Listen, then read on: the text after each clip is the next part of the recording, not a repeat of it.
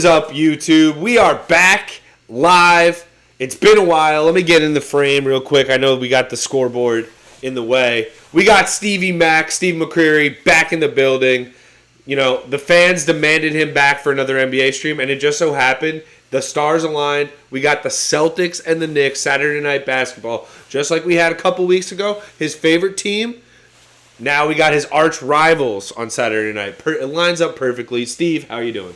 Go Knicks, baby. Let's go. I'm feeling great. Saturday night in the city. Ain't nothing better. Let's do it. Hell yeah. Hell yeah. We're already warmed up. We had a nice dinner, nice chicken tendy dinner. Some of the best chicken tendies you'll ever have. Not just your every ordinary chicken tenders. But we got Mike Breen, JJ Redick, and Doris Burke. They had to fill in Doc Rivers. They just don't trust Doris Burke is not a 1A. Is Doris Burke too short to be a 1A? I don't know. She's definitely the alpha woman in this situation. I mean, the longest tenured other than Mike Breen.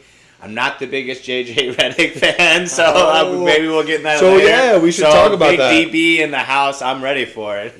We should definitely talk about your thoughts on JJ Redick. I need to bring that up again later. But, yeah, so Celtics fully healthy tonight. They got all hands on deck. They're ready to try to prove a point. I think they're coming here to lay a smackdown on a Knicks team that they know is depleted.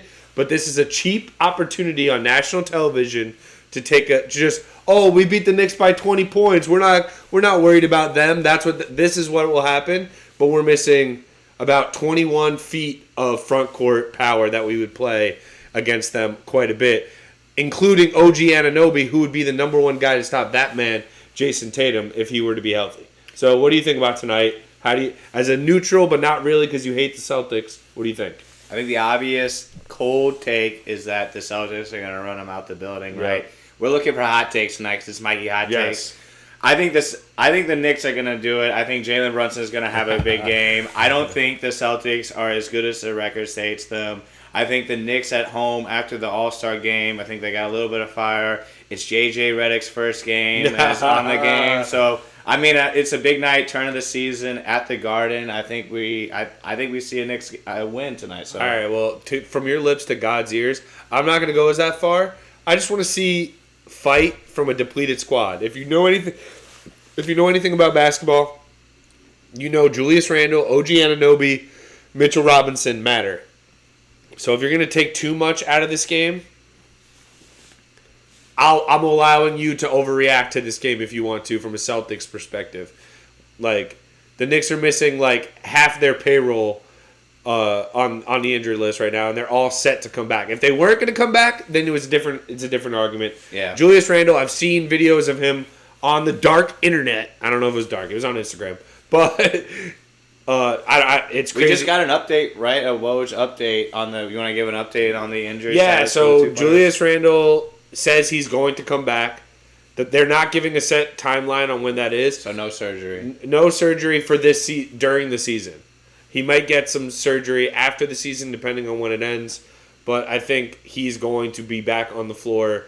Probably, depending on the seeding, if the Knicks are able to hold on, stay within that 4-2 range, then I don't think they need to rush Randle back until till April. But if we start to slip, he may have to come back faster. I've seen video, like I was just about to say, I saw a video yesterday of him shooting jumpers in a gym behind his personal trainer. His personal trainer was doing ladder drills. And Julius Randle taking videos in a gym somewhere? I wish it was me. That would have been marketed way higher if it was me. I would have tried to sell it to like Mark Berman. How much are you selling to TMZ these days? You know what? My rate has never been this high, especially with the Knicks being good. But no, really.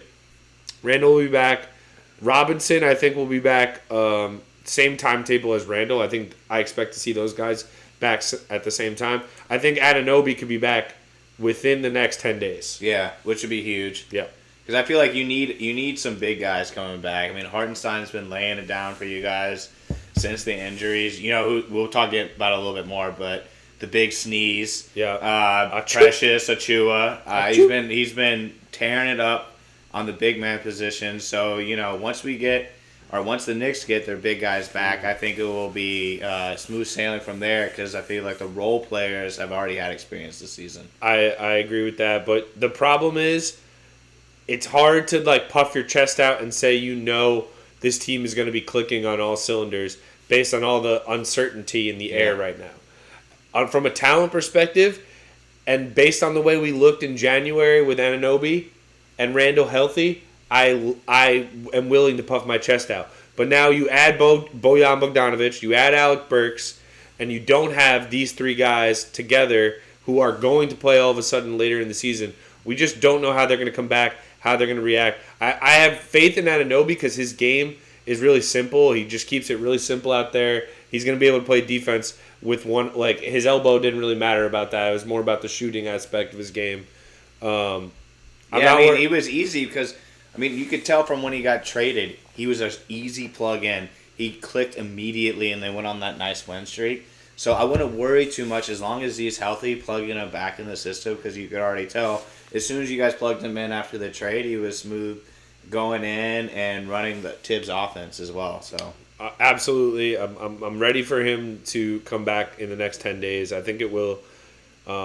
He's going to be the first one back of those three. Clearly, Randall, like I said, I saw him taking jumpers yesterday. So you can't have that bad of a shoulder if you're taking jumpers. Obviously, contact and Julius Randle contact is two different things, three different things really. But I think the guy's a physical guy.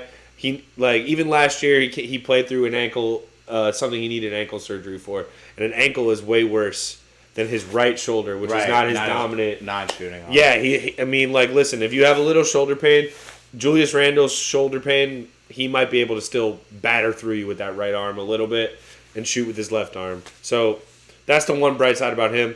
And then Robinson, I feel like, the Knicks tried to file for an exception, a disabled player exception before the debt, like when they first found out about the Robinson injury, because that would become, they would get some salary cap back and they'd be able to add something because of that.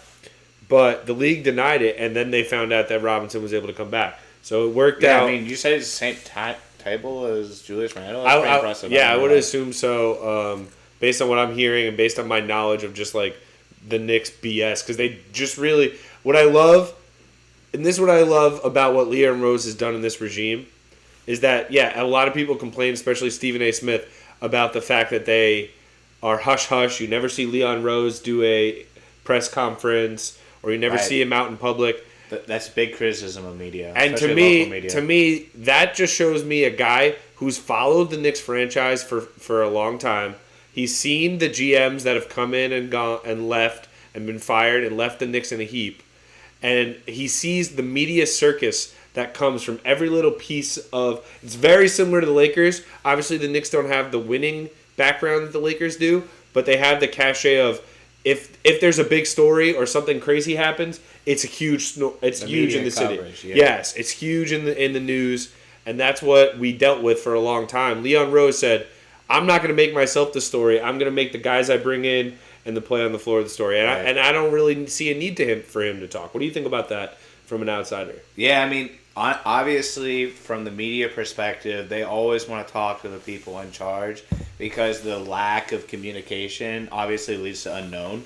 So I could see that's an issue from anyone that doesn't talk to the media. However, the results have been proven in the fact of the signings that they've had in recent years and the fact that they've progressed over the past 3 or 4 years. So really making a deep playoff run and loading in some of their top... the Jalen Brunson sign, we've already talked about it before. It's one of the great signings that we've seen in the past. And in fact, if you're Kendrick Perkins or whoever the hell says, Stephen A. Smith, this is probably the best signing. Charles Barkley, the best New York Knicks signing of all time. So, let's be real here.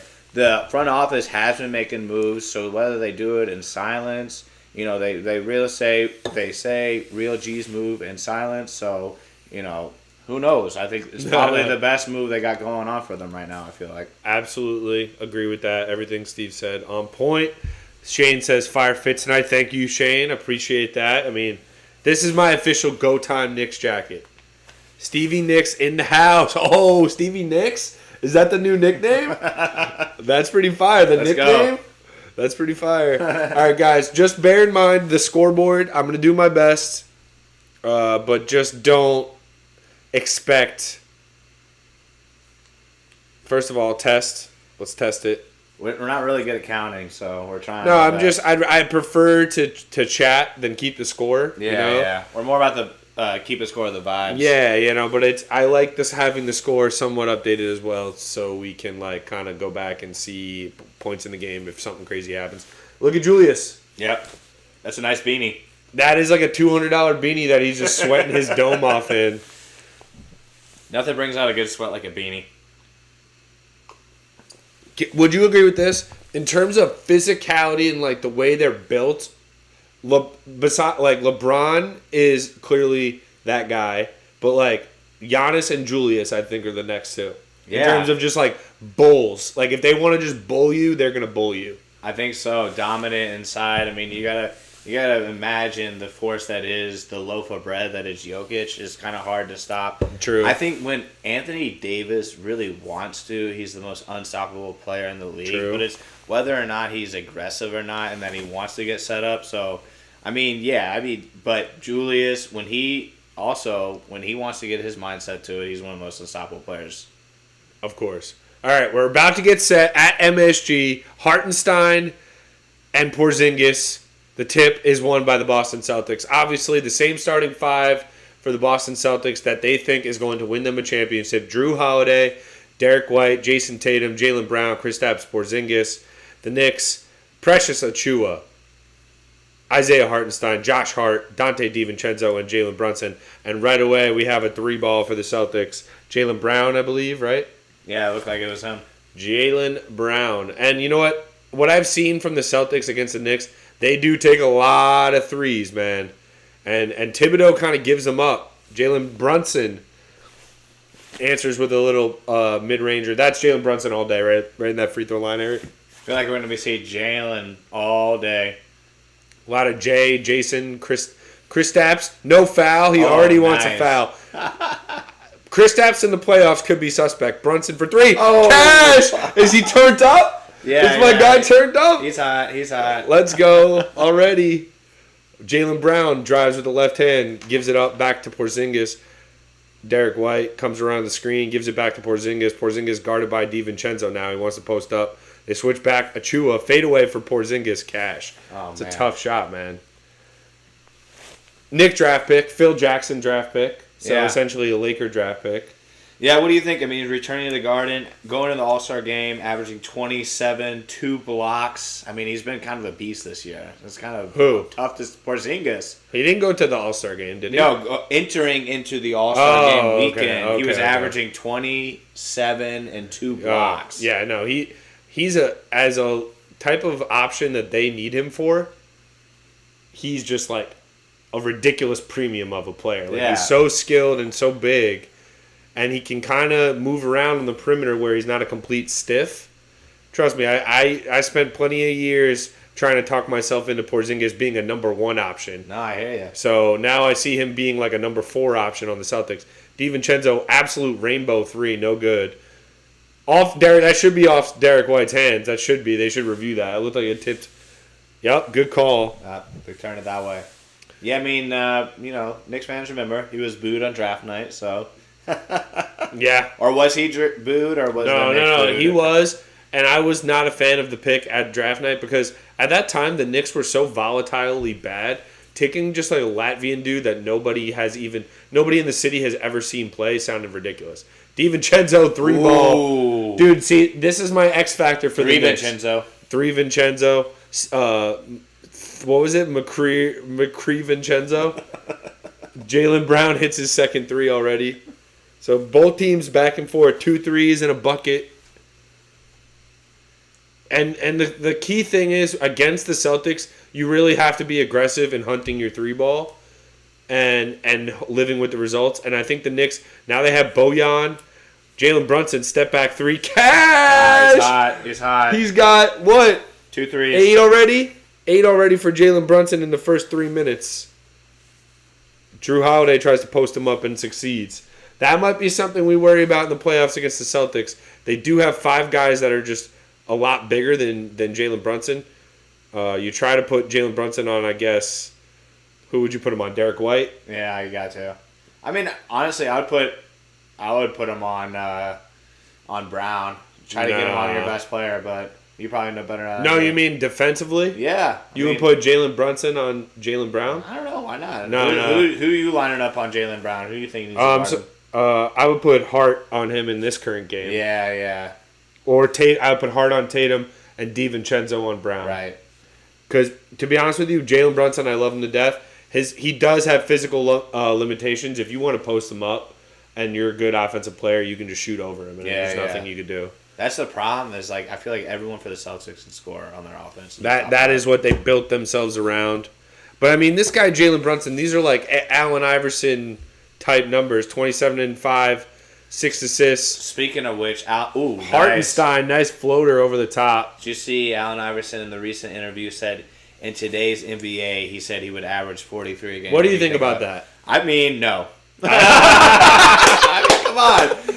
Like KD's in the league. I mean, come on. There's like a really good Steph Curry. In the league. Steph Curry's in the league. Steph Curry is the best 3-point shooter. Like, I loved Allen Iverson. He was a beast, but no way, man. Come on. Dylan Graves says Brunson is way too short for Brown. That's my homie right there. Shout out Sorry, Dylan. we got the chat back up, guys. The chat was dead for a minute, so we had to wake it back up. A flop from Jaylen Brown. Knicks get a rebound, up 4 early. I'm not getting ahead of myself, but the way we're shooting the ball, we're getting easy looks against the Celtics. What do you think about Jack's name? Stevie Fischerbackers. I like that too. By the end of the chat, all right, we're gonna have to put a poll up. I'll put a poll up on the YouTube channel, which is easy to do. And if you subscribe, you'll be able to see it. We're gonna pick the top 4 Stevie. So far, we got Stevie Nicks, Stevie Fischerbackers.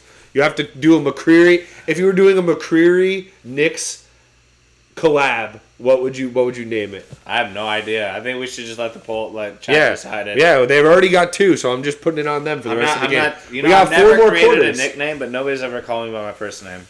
I hear that. Like Steve, you're not a Steve. Yeah, you got too much sauce to be a Steve. Precious Achua, by the way, look at the way he's guarding Jaylen Brown in the post. Yeah. Josh Hart gives up he missed it. Wow. That would have been a slam. Oh, they call a foul. Yeah, of course. Soft NBA. Yeah. I mean, it probably was a foul if we look back at it. Oh, he wanted that so bad. It wasn't a foul. Did he lose it? He hit him on the arm. Did he? Yeah. Oh. Yeah, he whacked him on the wrist. It was nice and subtle, though. Precious, that was nice and subtle. And we don't give up any jams like that at home. No. I'm fine with that. Not on this Tibbs team. Nope. No jams like that, especially I wonder how much Hartenstein's going to play tonight because he only played about 15 minutes in that game he came back in the other night against the Sixers. I would say they're going to use him a lot. I mean, who else do you got as a big guy besides him and Print? Jericho, your boy Jericho Sims. Oh, yeah. I mean, he could go out there and run around. Yeah.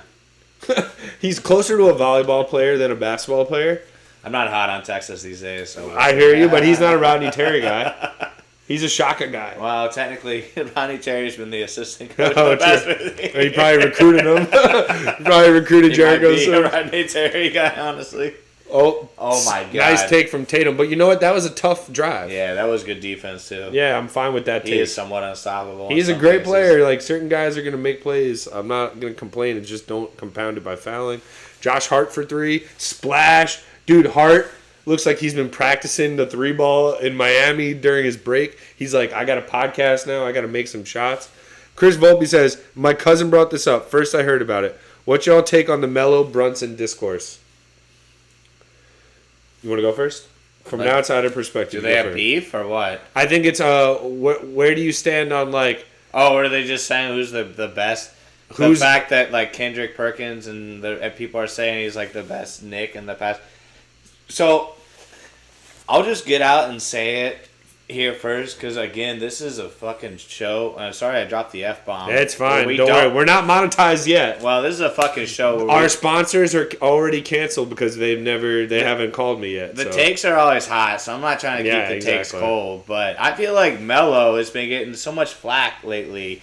You know, whether it be from George Karl, always. He's trying to defend himself against Jokic. I mean, the fact that the Nuggets totally disrespected his jersey and totally gave it away to a no-name, whatever, like the European player that they had never heard of. And I feel like he's been getting flack for the Knicks. I mean, Melo is a Hall of Fame player. He's going to go down as one of the best ever. I mean, but he never was able to take them to the championship, correct? But I feel like he's been getting too much flack lately. I feel like he's getting too much hate lately for how much of a great player he is. One of the best players in USA basketball history, college basketball history. I mean, I'd like to hear what the hot takes are at. What are you thinking, Mikey? First of all, I want to say shout out to everybody. Great question, Chris. Everyone hit that thumbs up button because it allows other people to join in. Then next time McCreary's here, we gonna get a McCreary fan base going real quick. So hit that thumbs up if you're popping in. But what I will say is, Melo, I loved him. He was my favorite Knick up until this point. Has it switched? Yes, and I'll tell you why. Is Carmelo Anthony... Breaking news. Yes. Has Carmelo Anthony more talented than Jalen Brunson? Yeah. Carmelo Anthony is kind of like, if you look back on Knick history, Patrick Ewing is a legendary NBA player. What was his biggest fault? He played at the same time as Michael Jordan. What is Melo's biggest fault? Played at the same time as LeBron. And D-Wade. And when they team up, what are you supposed to do? In your same conference, what is he supposed to do? So, my big beef with Melo, though, is the fact that he demanded a trade. Because, to me, the way Brunson did it has set the Knicks up for success. He said, I could be the king of the Knicks. The difference is Melo was already an established brand, an established superstar at that point. So he thought of a lot of himself. And I respected that he demanded coming to the Knicks, I'll carry whatever I got on the team. I respected that at the time. But now the smart way to do it is you want to be a Knick and you want to be the king of the Knicks, wait till free agency, sign with the Knicks, and let the team build organically from there. And that's what the difference is. And Brunson is putting up similar to, and the leadership aspect. Melo, sometimes you watch him play out there, he's 1-on-5. And it didn't matter sometimes. But when you watch Brunson, he's keeping people involved. He's getting off the ball when he's getting double teamed. Stuff like that you don't notice. So Brunson is more likable on a unanimous basis, especially in New York. Yeah. But talent-wise, if you're a hooper, if you're just saying who's a better all-time basketball player, to this point, you're still going to say Melo. Yeah. That's how I see it. Well, let us know in the chat. What do you guys think? Better Knick all-time, Melo or Brunson to this point. Don't give me all-time career stats. If you just put these two Brunson seasons are as good as any Knick seasons as I've seen in my lifetime. And I go back to Marbury, Crawford, Allen. The first game I ever watched was Allen Houston giving Kobe 50 in LA. Yeah. Rest in peace. We got the Kobe pictures over there in the corner. So obviously love Kobe, but Allen Houston was my guy. All right, we're back from break. Knicks down 18-17. Hitting some threes, the Celtics were, as they do. They just don't look like they're... Oh, Achua. That was beautiful, was it not? Yeah. Great pass from Brunson, and Precious Achua is locked in. He just looks locked in. Yeah. Looks like somebody who wants to stay here and sick of getting traded. He's already been with the Heat. It's never a good sign when you leave the Heat. Shout out Allen Houston, Louisville, Kentucky native. Hell yeah. He was probably if I were to buy a jump shot as a kid and try to mimic it, it would have been Allen Houston. Yeah, what a baller. Allen Houston could have been my hot take. You want to hear? Obviously, you're going to hear the hot take. Allen Houston could have been Ray Allen if he got traded to a real contender. Yeah.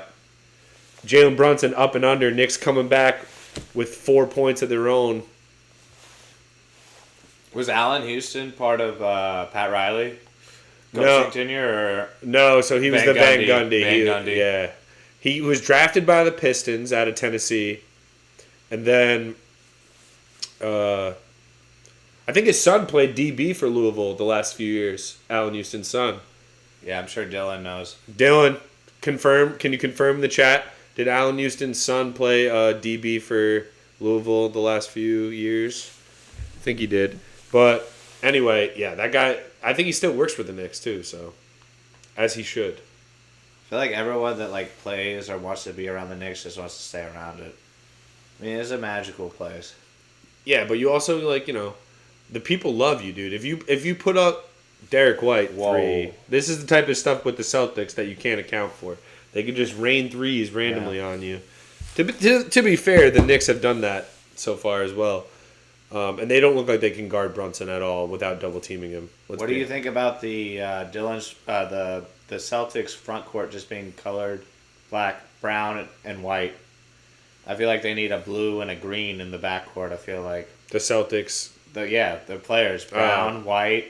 They need a green, they need they need to do a Reservoir Dogs night at the Boston Garden. Or like Clue or something. Yeah. Colonel Mustard. Colonel Mustard. They need Colonel Mustard in the backcourt. That's funny. Alec Burks checks in the game. Where's Bojan at? Your boy Jericho Sims in the game. Yep. Alec Burks 3-ball. Oh, let's go. Big pickup. Him and Bojan are 2 pickups that you get for the Celtics. When you just need to rain threes occasionally. I feel like it's a tough, That's not a foul. Every trade deadline, there's going to be a Bogdanovich on the trade block. You know what I mean? But he's averaging 20 points. There's 5 of them out there, so there's always going to be a Bogdanovich at the trade block, I feel like. No, for sure.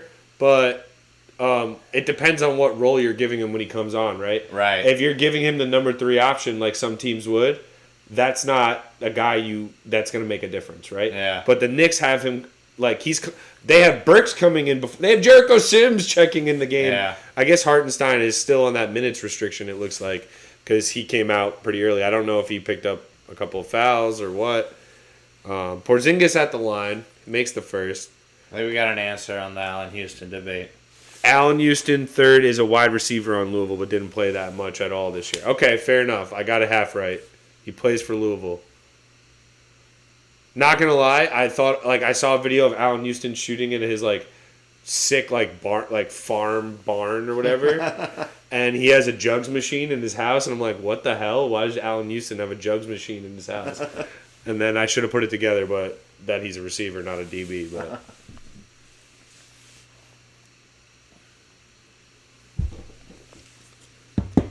24-23, Knicks hanging in there early. The problem is the Celtics just make so much everyone on the court can make a 3 for them at all times. Yeah. And you just have to be switched on defensively so much, or you have to score with them, which in itself, in a big game, the Celtics are treating this like a big game. No, don't make no bones about it. Joe Mazzulla wants Alec Burks fadeaway 3, crazy shot. Say what you want, but Mr. Jericho Sims on the offensive glass can be a bit of an issue. He's a volleyball player out there. Yeah, you don't really. He's not gonna put much effort. He's Corbin Blue. He's a Corbin Blue stunt double from Corbin Blue on top of another Corbin. Yeah, he was his stunt double in the movies though. Precious Achua for 3, no good. Good look though, wide open, have to shoot it. You really want Precious shooting threes, or is that his move, I don't know if it's his ideal move. Now you have Hauser hitting threes. It's 24. Bear with me with the score, guys. Like I said, I'd rather focus on the game and talking than keeping up with the score. Brunson drives with the left hand, banks it in. I mean, Derek White's supposed to be a good defender. Do you see that? Yeah. Just I saw him. Right down his throat. Turnstile. Back and forth we go, though. No defense really being played in this first quarter. You gotta love it. That's a foul. Oh. They wave it off. A little bump from the back. Hell yeah. That being said, the Celtics are full strength and the Knicks are missing 2-time All-NBA guy and first-team All-Defense last year. Yep. Just saying. And an OG. I'm not saying that I would take the Knicks to beat the Celtics in a series, but I'm saying don't act like it would be out of this possibility when you look at the rosters. The Celtics are bringing in Joey Hauser, 6-man. The Knicks are bringing in Bojan. They're going to be bringing in Hartenstein or Robinson off the bench. Achua is going to be like the 11th man if everyone is healthy. Yeah. So it's just bear with me. Tonight isn't the end-all be-all. Bogdanovich, is he out tonight? I haven't seen him, so. He probably is, honestly. All right, should we hit the topics? Or Yeah, what? give me the first topic. Let's see. All right, who's the best team in the NBA? Is Boston Celtics the best team in the NBA?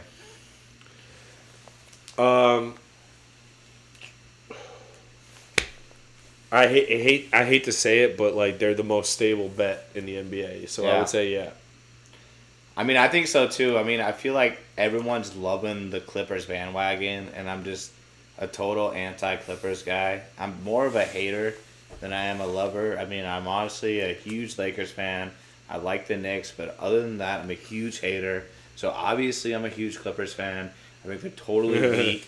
I think Paul George is going to crumble in the playoffs. I think Kawhi Leonard is great. Let's see if he's even healthy or if he wants to play every other game in the playoffs. Is it possible for Clippers-Lakers? I mean, yeah, and I like LeBron in that situation. I mean, he'll take it seriously for sure. Like, yeah. Very obviously, it's the playoffs. It's LeBron James. He's going to take it seriously. But when you have those guys in your face too, like he doesn't want to go. Like if LeBron were to go out to Shea Gilgeous, I feel like he'd be like, okay, young fella, like rising star. He wants to kill him. No, of course he wants to win. But like he would spin it in his head, like if he loses to Kawhi and James Harden in his head, he'll actually want to drive off his helipad or something. Yeah, like that. I think that would be bad joke for him. Bad joke. I mean, don't worry, I'm in for bad jokes. I'm also in for dad jokes and whatever. I'd rather do a dad joke. Let's do that. From my search, Bogdanovich is not out tonight, so maybe he's just going to run the whole second quarter. Yeah. Well, I mean, it's not really typical of a Tibbs team. I mean, you figure he'd play everybody to the end. So he took DiVincenzo out pretty quickly too. So maybe he's going to keep Bogdanovich and DiVincenzo and just three ball, white guy, three ball, all in this reverse Celtic them. Just reverse Celtic them with the white guys draining threes.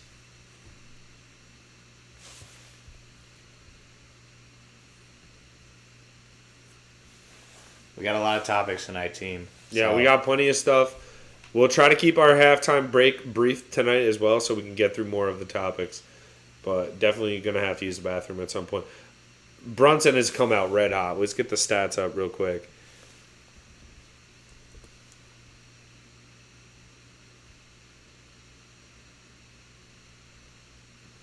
Knicks start with the ball. Brunson in the post. Gets it poked away briefly, and the Celtics recover. Tatum, nice poke away from Brunson. Horford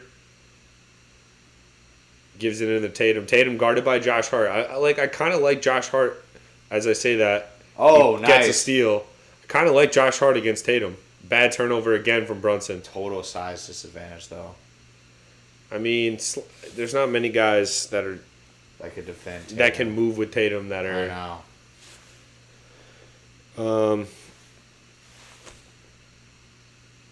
Bogdanovich is in the game, that's for sure. Drew Holiday, 3-ball, offensive rebound, Hauser.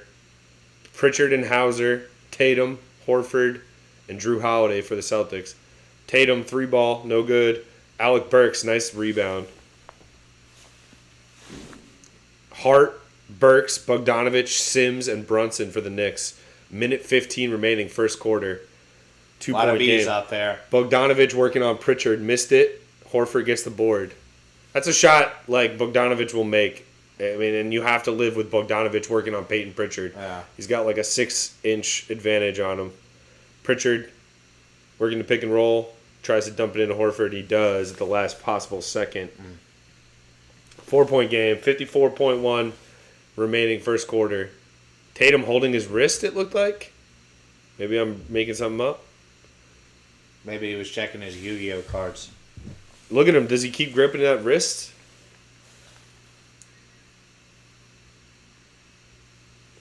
He fell down on that Josh Hart play right there. Yeah. That could change the game. That could change the game. Just saying. 4-point game. 46 seconds remaining. They inbounded to Brunson. Brunson guarded by Hauser. Sam Hauser needs to work on him right now. Double team coming. Bogdanovich kicks it out. Hart. Swing. Alec Burks, 3-ball corner, no good. Hauser working his ass off for the Celtics, got to be honest. Tough rebound in traffic. second difference shot clock and game block. So the Celtics will just about have it for the last meaningful shot of the quarter. Can't give up a 3 here. Brunson working on Tatum. They send help. Double team, triple team. Offensive foul on Jayson Tatum.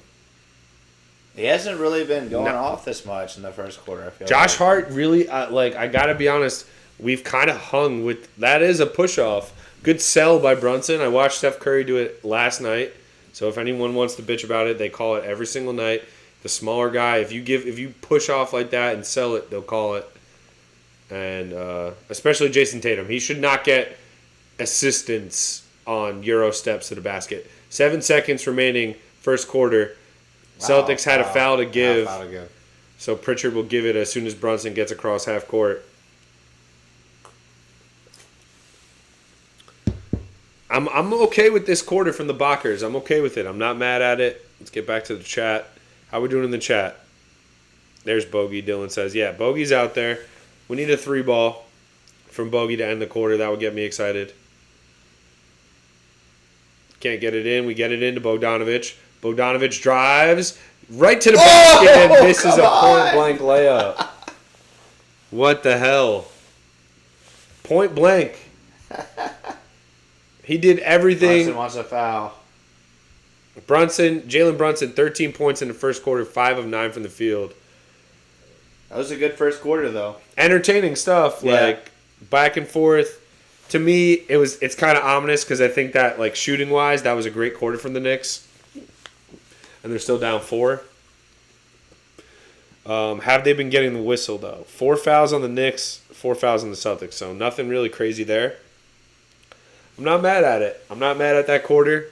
Let's get to the next topic. What do you got? All right, so we heard Rick Pitino, Steve Favorite, Louisville legend, sound off on his St. John's players the other day.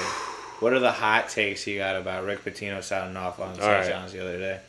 So I don't know. It's been a while now since this happened. But if you guys haven't heard, he basically just sold out every player in his roster. If you're playing for the St. John's Red Storm, you can't wake up the next morning and have any type of confidence from your coach. And to me, that's something you got to handle behind closed doors. It cannot not be in public like you're having a temper tantrum as like a 70-year-old grown man and making tens of millions of dollars throughout your career. You cannot throw these 19-year-old dudes that you just got there. You've been there for 6-7 months. You cannot throw them under the bus. And you expect to be as good as what? Creighton and UConn and Seton Hall and these programs that have had a couple more years, at least more time. Seton Hall's only had a couple more years. So I guess that's why it was so outrageous to lose that lead, that game. But still, St. John's, it's a project. Rick should have known that, and he should not expect to. And there's people that have told me maybe he's trying to get something out of his players. You don't do that in the public in a college team and rip them like that. Maybe if you're trying to get transfers, and that's what he's trying to do, but I still don't think it's yeah. I mean, look. I mean, it's the bad thing is it's college kids, right? So it's tough to be like, hey, and he even walked it back a few days later, even after double downing on it the next day. Which I thought was interesting. He was like, hey, I probably shouldn't have called out individual people. And then he was like, you know what? He was talking about lateral quickness. He was like, none of my players have lateral quickness. And then he was like, you know what? Jokic has 0 lateral quickness, and he's the best player in the NBA. True. So he's like, you know what? Not everybody needs lateral quickness, but he kind of doubled down. And my hot take's going to be, you know what? He's won 2 national championships, and none of these kids have. So I feel like nobody really knows how to win a championship at St. John or anyone in the organization. So it sucks. I mean, he probably shouldn't have called out players. But at the end of the day, like, he's like an OG, and I think he's one of the best coaches in college basketball. And so I think he knows what it takes to win a national championship. So he probably wasn't lying when he was calling out his team, but it probably wasn't the best move to be calling out like 18, 19, 20-year-old players. Especially because they're not guys that like Pitino was a kind of like a panic hire, like not panic hire. They were trying to get him, but this whole roster is like a panic built roster. Yeah, this is not like guys that his staff have had multiple years to look at and scout and see if they're the right guys. For him to just like, if he, and deep down he's smart enough to know that. So I saw it as like unnecessary, not needed. Do it behind closed doors, bury them, and just work on getting your next class in, because that's what you want to do anyway. So it doesn't matter. These guys clearly aren't going to do it for you in the future. So why don't you just move on mentally and stop airing these kids out and let them at least move on with their lives. Hey, he's doing the Deion Sanders method, so that. And he also buries the facilities at the school. It's like you got hired, you signed up, and now you're shitting on the school. It's funny. Celtics are getting whatever they want on offense. Brunson kind of missed a bunny. We're missing some easy looks. Bogdanovich gets called. Yeah, we finally get a call. I haven't had your hot take on these jerseys / the court combo. What do you think about the alternative? What is this, like City Edition type jersey vibe we got going on here? I mean, they're the New York jerseys. Like, I don't love the way it looks without thinking of like the idea of it is supposed to be like New York. It's supposed to have like the echo effect to it. I like the color scheme. Like, I think this is how like a blue like Knicks. The blue and orange. If you're gonna do a blue Knicks jersey, like I think it should look like this. And if you got rid of the orange, like echo accent or whatever of the New York, it would be like very clean. So, work in progress is what you think. Yeah, I mean, do I wish they got rid of the New York? Kind of. Bogey makes a couple of free throws. Needed that. The city's so nice, they had to name it twice. They had to. New York, like, it doesn't make any sense. Manhattan is the only borough that you wouldn't like. You would just call New York. It's funny. Otherwise, you'd be like, oh, I'm from the Bronx. I'm from Queens. But if you're from Manhattan, you're like, oh, New York.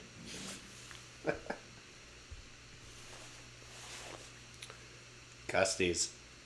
The Brunson overpriced jerseys are selling like McDonald's hotcakes and sausages. Yeah, I mean, I'd buy one.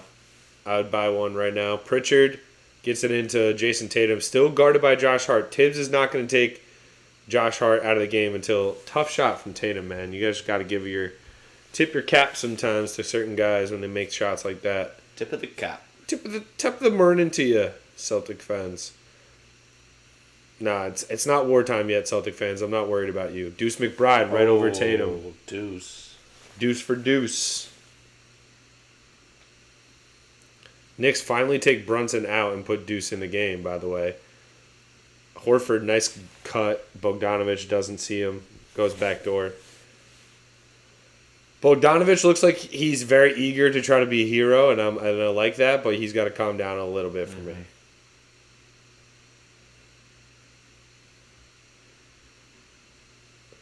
He also looks like a pickup player at the Y. Yeah, like that's a bad turnover. That's a turnover that a pickup player at the Y has. Like he just looks like he like lives at the Y, and just like balls on people. He's definitely been at LA Fitness before, Man, and just Pritchard, like I hate Pritchard. Knicks will get a timeout, down 8, 9:41 remaining second quarter. Bad turnover from Bogdanovich. It doesn't look good with him running the offense, as the main initiator.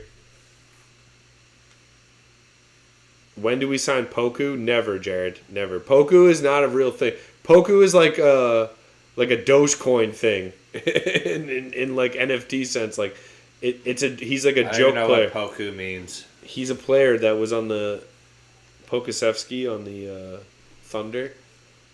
He was like a 7-foot dude who was like crazy skinny. I'm supposed to know who that is? Yeah, bro, exactly. Pokanowski?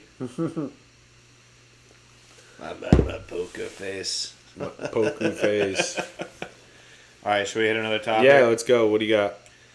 I wanted to report live from the Stadium Series last week.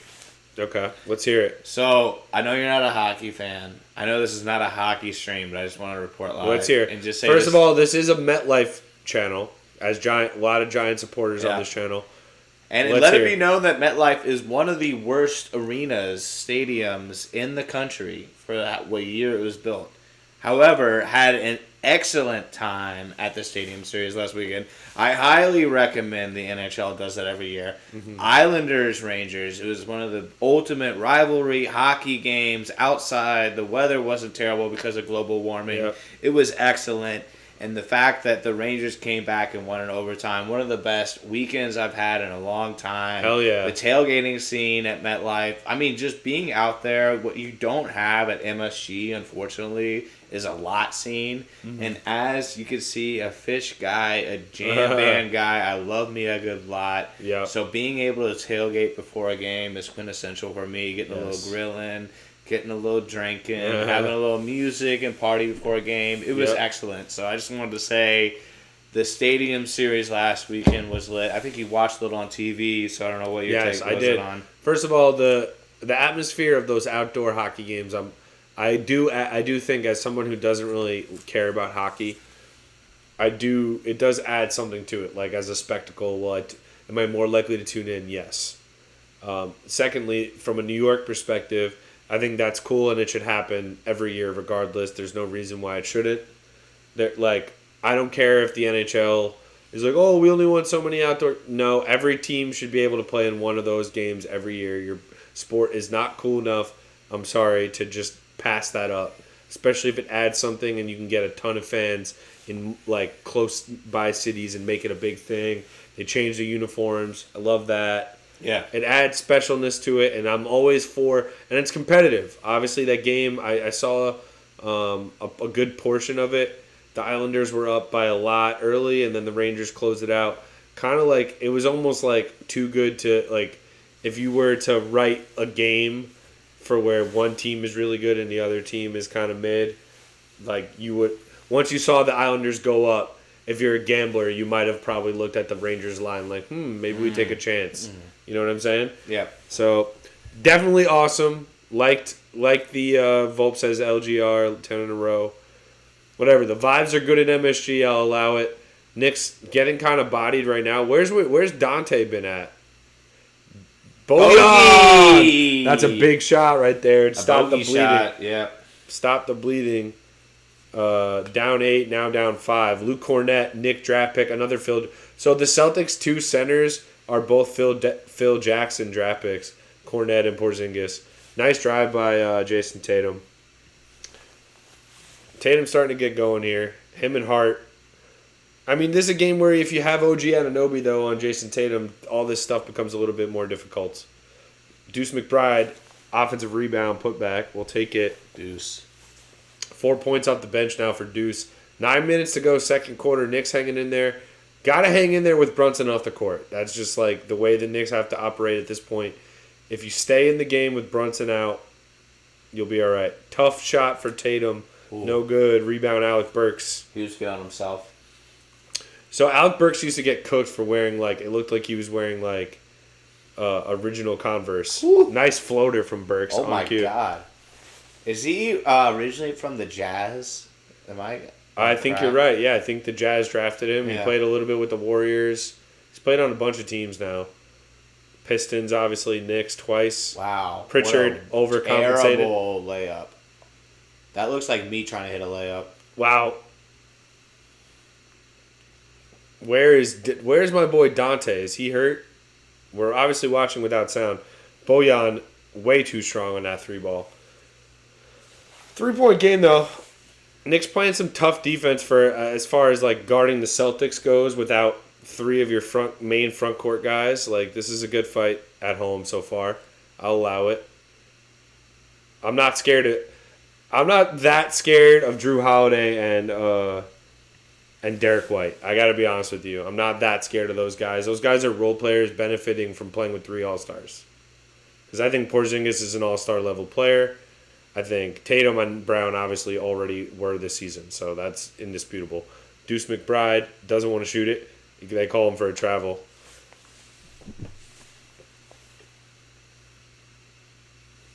Tibbs ain't happy. Tibbs ain't happy, but you know what? Like, listen, 3, I can't keep saying it, but OG and Randall are going to be playing like 40 minutes a game for this team in big games. So it's hard for me to overreact to certain things that we're doing. when I know that's going to be the case. But just knowing that these guys are going to be ready when called upon, Burks, Bojan, Precious. Dante is going to play big minutes. He's going to be stretching the floor in the playoffs. Tough shot for Jalen Brown. I'll allow it. Whoa. That was nice. Fadeaway 2, and he drains it. 7-point game.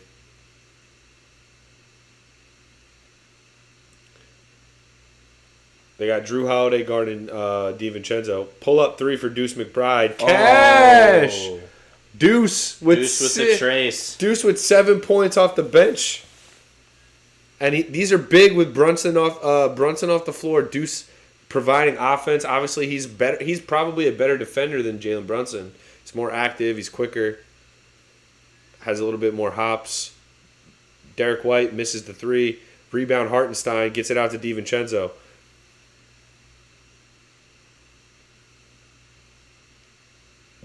Hartenstein is as a backup center, dude. We're gonna lose him probably in the offseason because he becomes a free agent. Yeah, no doubt. He really has a lot of his value has gone up immensely with the injuries that happened this year. He just, outside of needing him to score big buckets, he does everything else on the floor as good as you want a center to do. Ooh, what do you think about Julius with a leather jacket? You know, have you ever rocked? I'm when sure was the last time you rocked a leather jacket? I honestly had a pleather one. I might have a pleather one in my house in Staten Island, but I never bought a regular one. I might have a one, meaning you wear one regularly. Meaning I am wearing one underneath this Knicks jacket. Nice drive from Jalen Brown. He just took Hartenstein right to the baseline as we were praising him. 6-point game. Looks like Tibbs wants a timeout. I'm all right with this timeout, though. I'm all right with that timeout. Oh, wow. Did they just run into each other? Yeah. Oh, Martha Stewart. Is she at the game? Yeah. Shout out. Martha. Shout out Queen Martha. All right, let's hit the next topic then. We got a timeout. Knicks fighting, 6-point game, timeout. Let's get it. All right, thoughts on the All-Star game. How would you improve the All-Star game? And also, I just want to hear about Brunson's performance and your thoughts there. All right, so All-Star game. I'm not going to give you something that hasn't been said regarding the NBA so far. Obviously, everyone knows it was lackluster. It wasn't enjoyable. How would I improve it? I do think it's at least worth trying giving the old MLB home court advantage, because I think guys on the Celtics, like Jalen Brown and Jayson Tatum, would have had their fans would have been holding them accountable in that game in the fourth quarter if they somehow let it slip, and vice versa on anybody in the West. It just adds something where it's hey, you could not care about it if you don't want. If your team isn't involved, Trae Young wasn't going to care about it no matter what, right? But then maybe he doesn't play in the fourth quarter. Yeah, Anthony Edwards didn't care about it. No, yeah, Anthony Edwards would have probably thought about it. And you know what? It's it can't be heresy to ask these guys to compete. I don't think, we watch these guys just play them all equal minutes. What they should do is just make the rosters 15. One player at five, almost 3 5-man rosters, 5-man lineups, 3 5-man lineups, East and West. Rotate them in and out, equal minutes, so there's no BS, and then put home court advantage on the line. Look, what they should do, and I think that idea makes sense, but I think what they should do is they should just make it America versus everybody else. And that's the only way people have pride, I feel is fighting for something. I don't think the Americans would. I hear you, but okay, then they're just gonna get worked by the Europeans until they have pride. That's true. So that's the thing is I feel it's a good enough rivalry where it kind of makes sense. Not a rivalry, but I feel honestly the international, European, even African, the players that are coming from these countries are equally, if not better than look at all the All-Stars. I mean, you got Giannis, you got Luka, some of the Jokic. You some of the best players are coming from across the seas, and I think that could provide some kind of pride in playing, or just let's be real, money. Yeah. So my thing is money. There will never be enough to make outside of a ludicrous amount of money. it's not going to be worth it for these guys to actually like say F you to my organization. I'm going to put my body on the line for this type of game. I think it's got to be tied to the organizations themselves, which is why I like the home court advantage. Jalen Brunson gets hurt. There's Melo. There's Mary J. Blige. There's Martha Stewart. There's Rainn Wilson. Wow, Rainn Wilson's still getting courtside. Elliott Stabler definitely deserves courtside.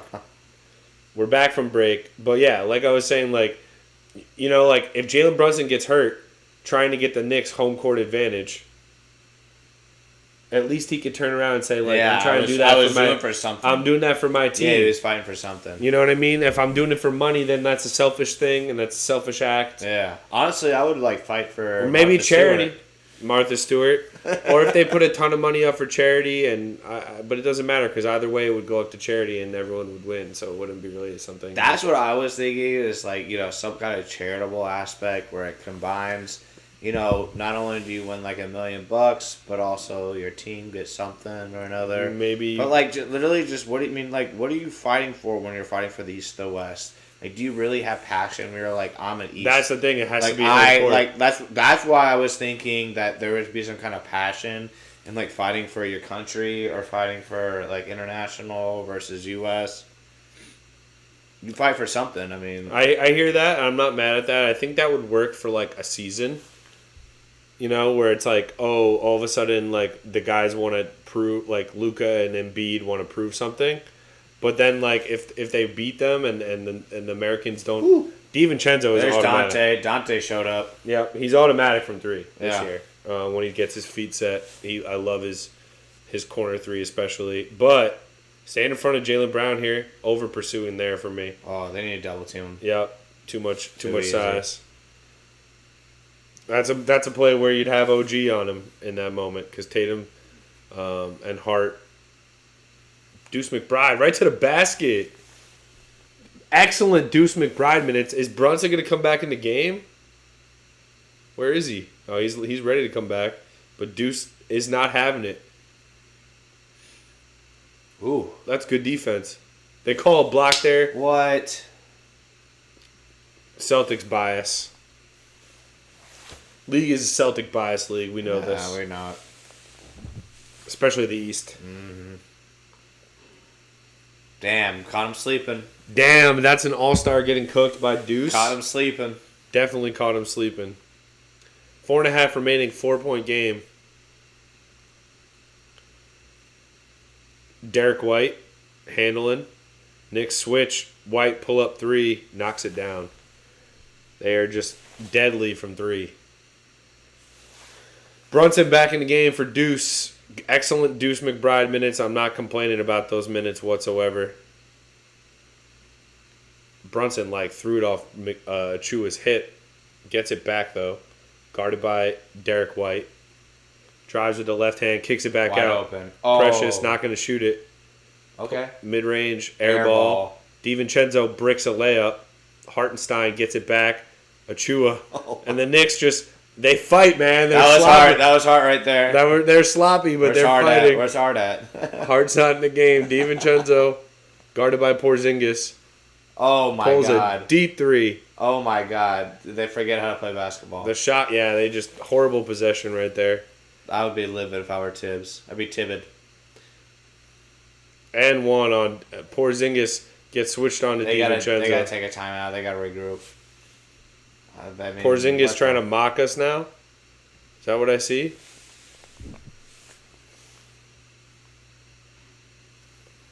Is this a foul? That's kind of soft. Yeah, kind of soft. Stuff like that, just let it run. It's not a good pass. That's not a vision pass. That's just his thing, you know. He does that all the time? Yeah, it's just his thing. 10-point game. Need a bucket from Brunson.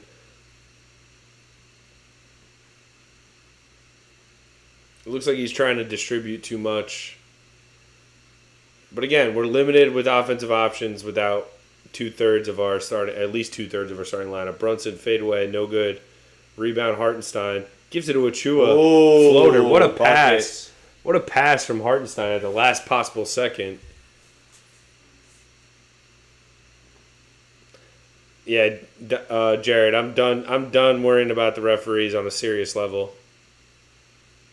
That was a clean strip. Come on, clean strip. Here. What a bitch Porzingis is. Tee him up. Did they tee him up? Yeah, they teed him up. Good.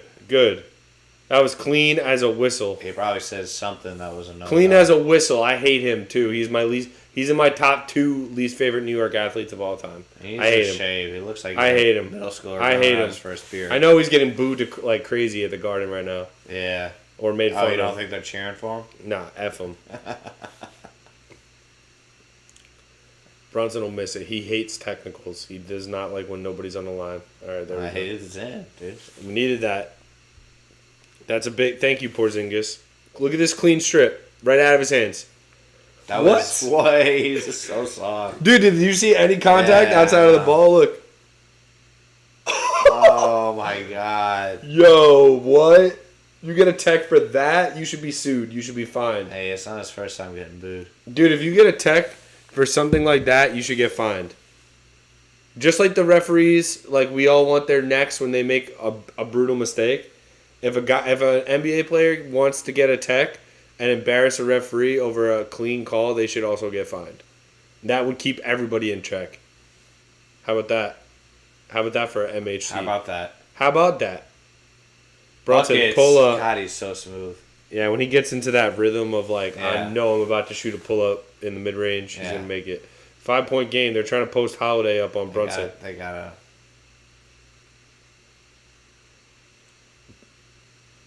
Oh, nice pass, man. Celtics are good. You're not gonna hear me. Nah, they're the best team in the league right now. I think they are, bro. I think they are, but I mean, I think us being only down 7 even right now without an All NBA player, or possibly down 4 because Jalen Brunson's on our team. Buckets. Dude, he's so good. Yeah. He has 19 in the first half. And the Celtics... He's going to go for 40. And the Celtics were like, this morning, they were like, if we stop Jalen Brunson, we can win by 30. And they still can't stop. This is what I keep saying. Hart guarding Porzingis. Offensive foul. No. They call it and one. And one. Wow. They're late. Crazy.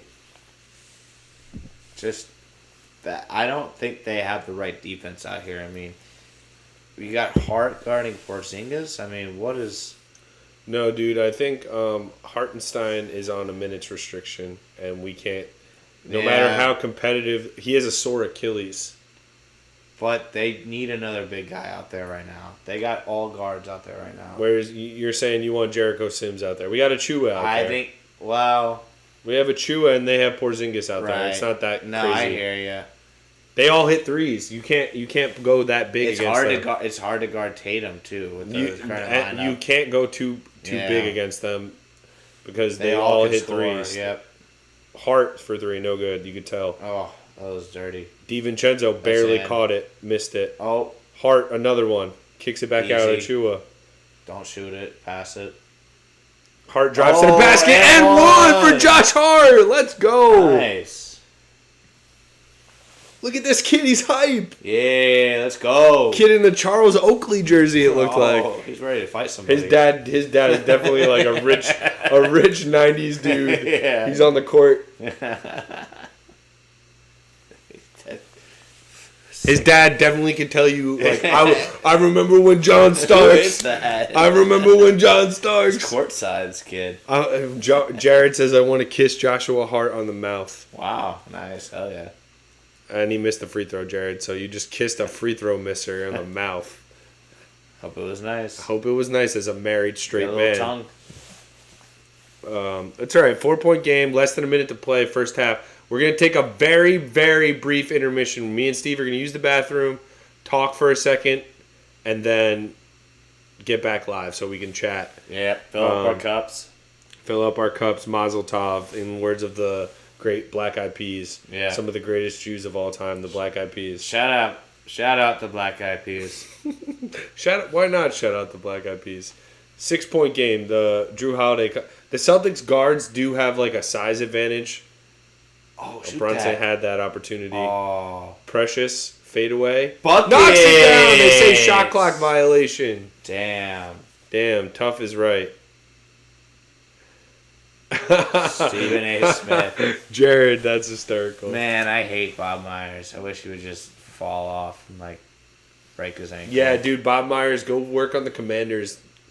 I know my man Tom Kelly needs you to focus on the Commanders and not focus on Knicks Celtics first half in the middle of February. But Celtics last possession, Jalen Brown working on DiVincenzo. Oh, Great steal. McBride pushes Hart to the basket. Oh, 1.1 on the clock. Let's go. 4-point game. And the Knicks cut it to 4. What a last couple of minutes from Josh Hart. And who got that steal on Jalen Brown there? Was that Devo? Is that DiVincenzo with a slap? I'll see it right here. Oh, they cut it short, but it doesn't matter. Hart in the transition. What a great. Should have been an and one, really, if you look at it. And he knew the timing on the clock, too. He didn't pull up for a stupid shot. He took it right to the rack. That's a great way to end the half. Listen, this is a full-strength Boston Celtics squad playing as hard as they possibly can on the road, and we are staying right there with them, making them fight. Listen, there's not a lot of teams that make them even sweat these days. There really isn't. They're really blowing a lot, especially in the East. They're blowing everybody in the East out every time they play them. So the fact that the Knicks, undermanned, are able to at least hang in there, fight with them, like the shot making from the Knicks' perspective, to just stay in this has been great. Brunson 19 and good efficiency. Deuce McBride 9 points, 2 rebounds, 1 assist. He's crushing it. +3 from Deuce. He honestly has been huge off the bench, and we have him for 3 years, $13 million. Yeah, that's a steal as a backup point guard. That's going to be our backup point guard for the next few years, and I'll ride with Deuce McBride. All right, really quickly, me and Steve are going to take a little bit of a break. We promise we'll be back. Make sure you hit that like button. Send the stream to a friend. Send the stream to some Knicks fans. Do what you got to do. Go get a snack. We'll be back.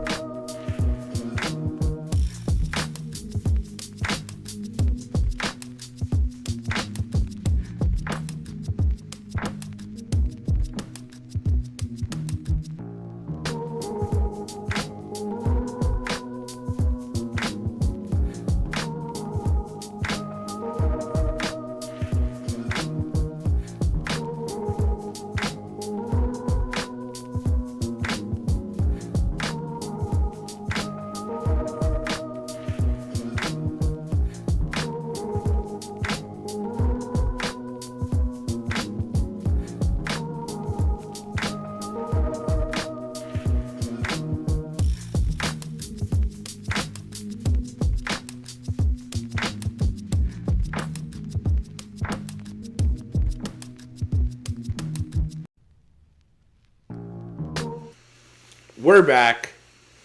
Tried to hurry up for you guys so we can chat a little bit about some other stuff, about some sports stuff, all types of stuff. My man McCreary here came with the topic. So let's get into a topic real quick. But first of all, you want to shout out your fan, Vic Agarwal says Aaron McCreary. Let's go, Vic. Let's go. All right, let's hear it. All right, shout out. What do we think about the Nets firing Jacques Vaughn the other day? Okay, so I've watched a lot of Net games this year, and it's not by choice, but kind of by choice. I've been trying to watch a lot of NBA because I think the Knicks have a shot. So if I have an opportunity to check out another team, even if the Nets are going to get blown out, I'll watch the game. But it's the right move. I just don't see the next. I don't think Kevin Ollie is going to do wonders and change his team over. I think the players that were currently on the roster did lose faith in Jacques Vaughn, from what I had seen. They weren't playing defense. They did certain decisions, resting guys, certain games and everything like that. The players lost faith, and you had to make a change. It's easy to fire a coach. It's hard to make a whole roster like this that's just been combined by 3 trades. Really, when you think about the Harden trade, the KD trade, the Kyrie trade, that's what the Nets are. It's just the remains of those 3 trades. It's not like a roster that's been built over time. What do we need? What do we got to do? So, yeah. What do you think about it? Sorry, that's a lot. No, I mean, I feel you. I mean, we came for the hot takes. So, yes. I mean, we'll see. I mean, I agree. It just was weird, right? Because they fired Jacques Vaughn after hiring him just last year, and they didn't really give him any players to really work with. So it's what do they really expect the front office to do? And when you listen to the press conferences that were given this week, they basically were saying that their whole team was a part of the people, sitting the players and not really resting them. And you absolutely 100% know that Joe Tsai was not making those trades. That was going on with KD and Kyrie Irving were running the team, right? So it's really, how much do the coaches even have a say, and how much fair game do they have? So we'll see. I mean, Scott Marks is the guy. Sean Marks. Yeah. Scott Marks is probably his brother. Actually, it probably is. I think they both played, right? Anyways, we'll see. We'll see what he does, because he's made lots of good moves, but no results really. So, absolutely, yeah. I mean that's as much net talk as you'll get on this channel, but I do think it's worth noting just because we're doing a basketball stream. Oh. Sorry to interrupt, all but right, I'm seeing his fucking face right now, and we got to talk JJ. about JJ. All right. Next commercial, we'll talk about JJ. All right, JJ Redick. Because start of this third quarter, I think, is crucial to this game. If the Celtics come out and hit 3 threes, we might be talking about other stuff for the remainder of the game. And I don't want to put us off on a bad vibe talking about JJ Redick. No, that's fine. First of all, he lives in Brooklyn, so that's all you need to know. If you have that much money and you're doing a lot of games these days, you should probably, move your family to New York City, but whatever. I've seen his podcast enough. We'll talk about it. We'll talk about the third quarter's about to start. This is crucial for the remainder of this game. I have a bad vibe. Celtics are coming out with let's hit 3 threes. Let's go on a 9-0 run and end this game right here. It's all about Jalen Brunson setting the tone to start this third quarter, or DiVincenzo hitting a big 3, something like that. Because otherwise, offensively, you're really Hartenstein, there's a pull-up 3 for Brunson, no good. Hartenstein, offensive rebound, that's why he's out there. Brunson, corner 3, no good. I mean, he doesn't take it. Passes on it, kicks it out of Chua. Hart kicks it out. Brunson fakes the 3 ball, kicks it out. Hart steps into a 3, knocks it down. Josh Hart is starting to hit 3s again.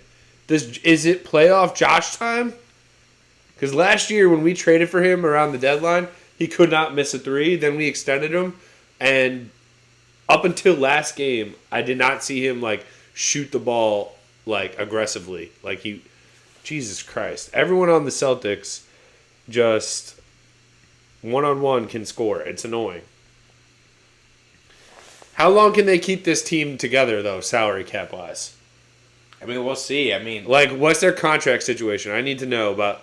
If we have any Celtic fans popping through the chat. How long can you guys keep this team together? Brunson N1 with a chance to tie. Any Celtics fans, honestly, just leave the chat. That's fair. You're in the wrong place. Go find somewhere else. There's probably somewhere else on YouTube that you should be if you're a real Celtic fan. But if you're a supporter of us, you know what? I'm not going to deter you. Yeah. I'm not going to deter you from being here. But and one for Jalen Brunson. Like, I'm sure he's been hit like 20 times worse in this game. We're here to talk. But the Knicks with a chance to tie if Jalen Brunson can make this free throw, and he does. So he's got that.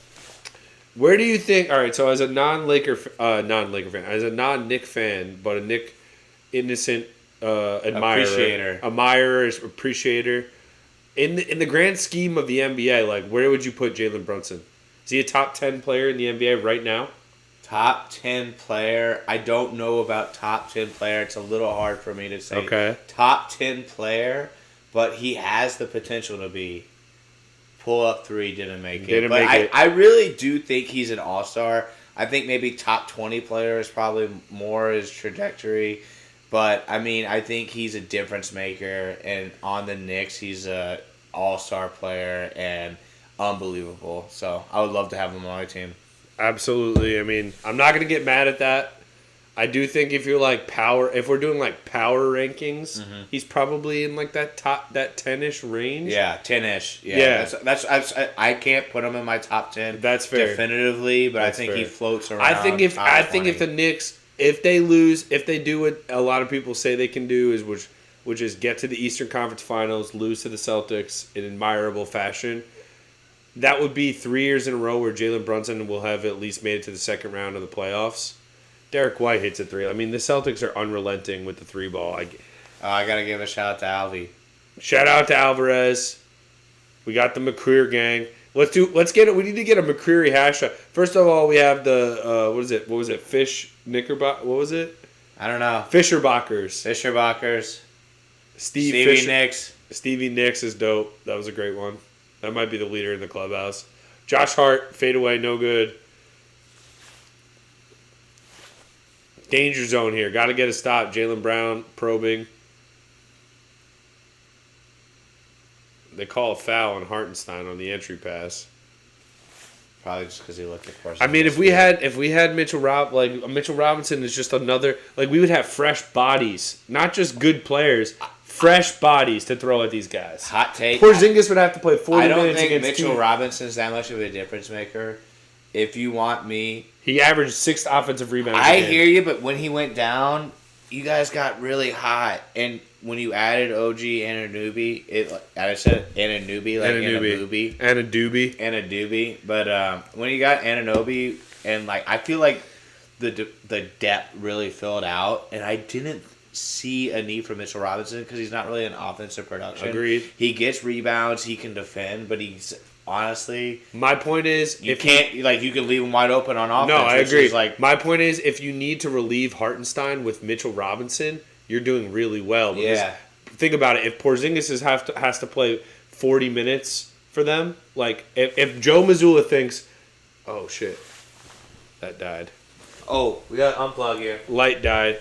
Stevie Mechanics. We're still live here, so don't worry. The light isn't doing that much for us. It's doing not that much for my complexion. I'll tell you that. Hartenstein drills a free throw.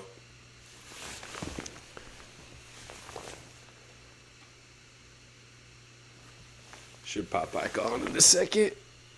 There we go. Thanks, Steve. Steve to the rescue. Hartenstein hits a pair, 1-point game.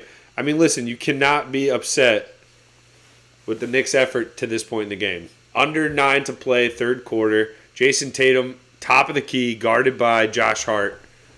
Throws a behind-the-back pass to Porzingis, top of the key, drains a three. Like, it's unbelievable. You got to tip your cap to the Celtics. But I'm just like, holy shit, man. Everybody on their team can make a three ball from deep. It's frustrating. Precious Achiuwa for three, no good. Not even close. He's got to work on that. Yep.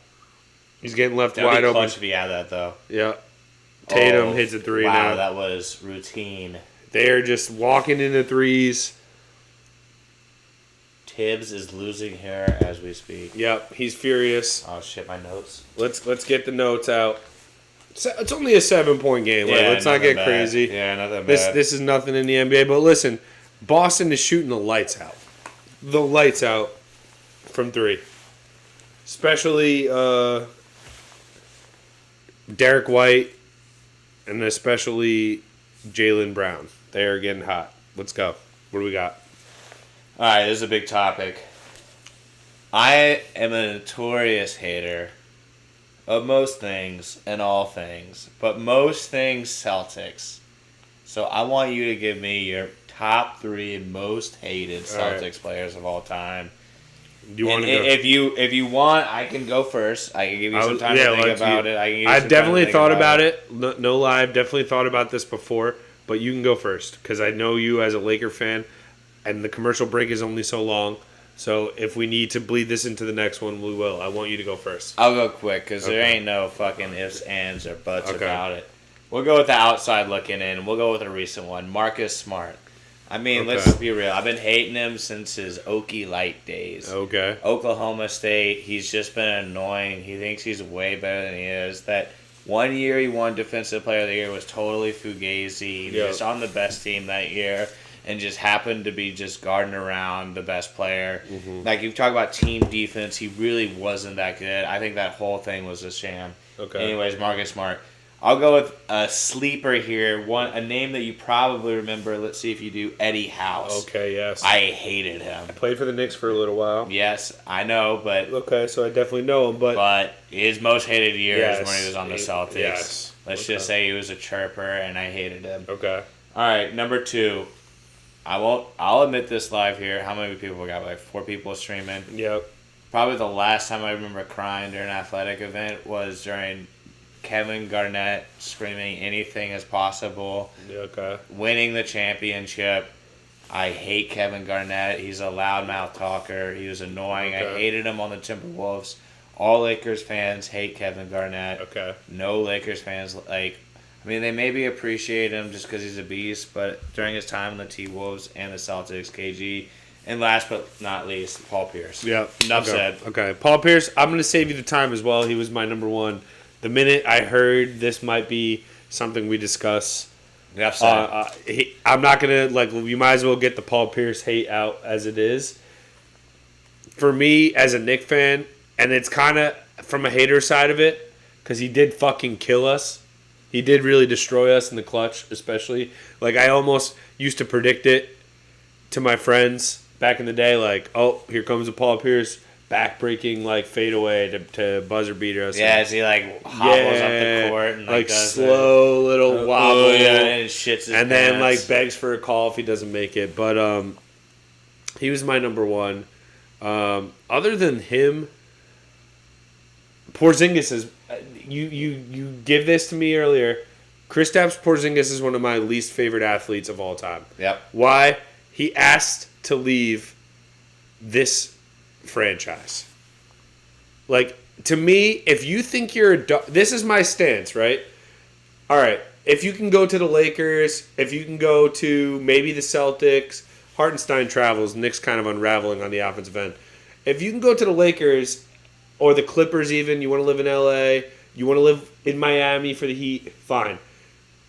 If you decide you need to leave the Knicks after we pretty much drag you to the Knicks had no business getting an all-star.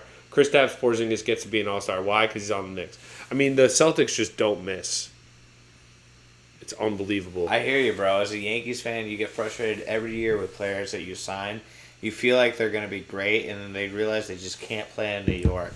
You don't know if it's a media thing, a spotlight thing, the big city thing, or they're just soft as hell, but I just don't understand it. There's so many people that just can't live up to the...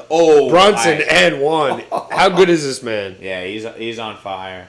He's on fire. How good is this man? Also, going back to what we discussed earlier. Yeah. Allen Iverson averaging 43. Yeah. That was hysterical. Your response, I completely agree with you. Yeah, no way. If Steph Curry's in the league hitting every 3 that he takes, essentially, and people know that he's going to try to do it, what AI is going to hit fadeaways in the lane. He's basically Jalen Brunson. And AI was dope. AI's game is similar to Jalen Brunson. Okay. With more hops. Okay, compare the difference in me in Ja Morant's game and AI's game. Yeah, true. Like 2 years ago, pre-jail, Ja Morant. I think AI was a better shooter. Like, even though he has bad percentages, Ja they were Morant playing could tougher shoot, D. though, too. Not really. Like, Ja Morant isn't taking like tough fadeaways and Yeah. shit. They call foul on that. No, Scott Foster. I just want to give a shout out to Uncle Phil.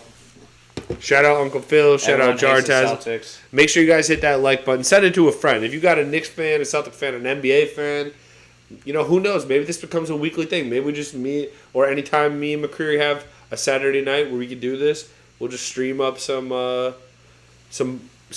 even if it's not the Knicks. Talk hoops. Even if it's not Knicks, it could be Lakers. It could be, you know, I'm sure Lakers, Celtics. Have they played twice yet this year? I don't think so. Yeah, I'm sure there's a big one on the schedule. Holy shit. Jalen Brown is cooking, man. We can't get stops, that's for sure. We definitely need OG and Mitch. That's the thing. But the thing is like, they can't be stopped right now. It's still a 9-point game. Still a really close game, I feel like. Drew Holiday smacking the shit out of Jalen Brunson. They're not calling it. Oh, that's a foul. What? They don't call that? Here comes a 3-ball. No doubt. Tatum step back 3. Einstein closeout. I mean, he's trying, but Double team. like it. Needed. Wide open. Wide open. Whoa. Blocked by DiVincenzo. DiVincenzo, 42-inch Perimeter defender. You know he has a 42-inch vertical at the No, combine? I didn't. Josh Hart right by Porzingis like he didn't fucking exist. Way I up hate line. Porzingis. Yeah. I really do hate Porzingis. I can't tell you. My number one most hated athlete is Kevin Durant. Oh, really? Yes. And that's because I admired the shit out of him at one point. Yep. That's a deep 3. Wow. Cash. There he is, Porzingis. Right as I shit on him, hits a 40-footer. God. He's automatic from 3, man. So annoying. They're 5 of 6 from 3. They were already red hot.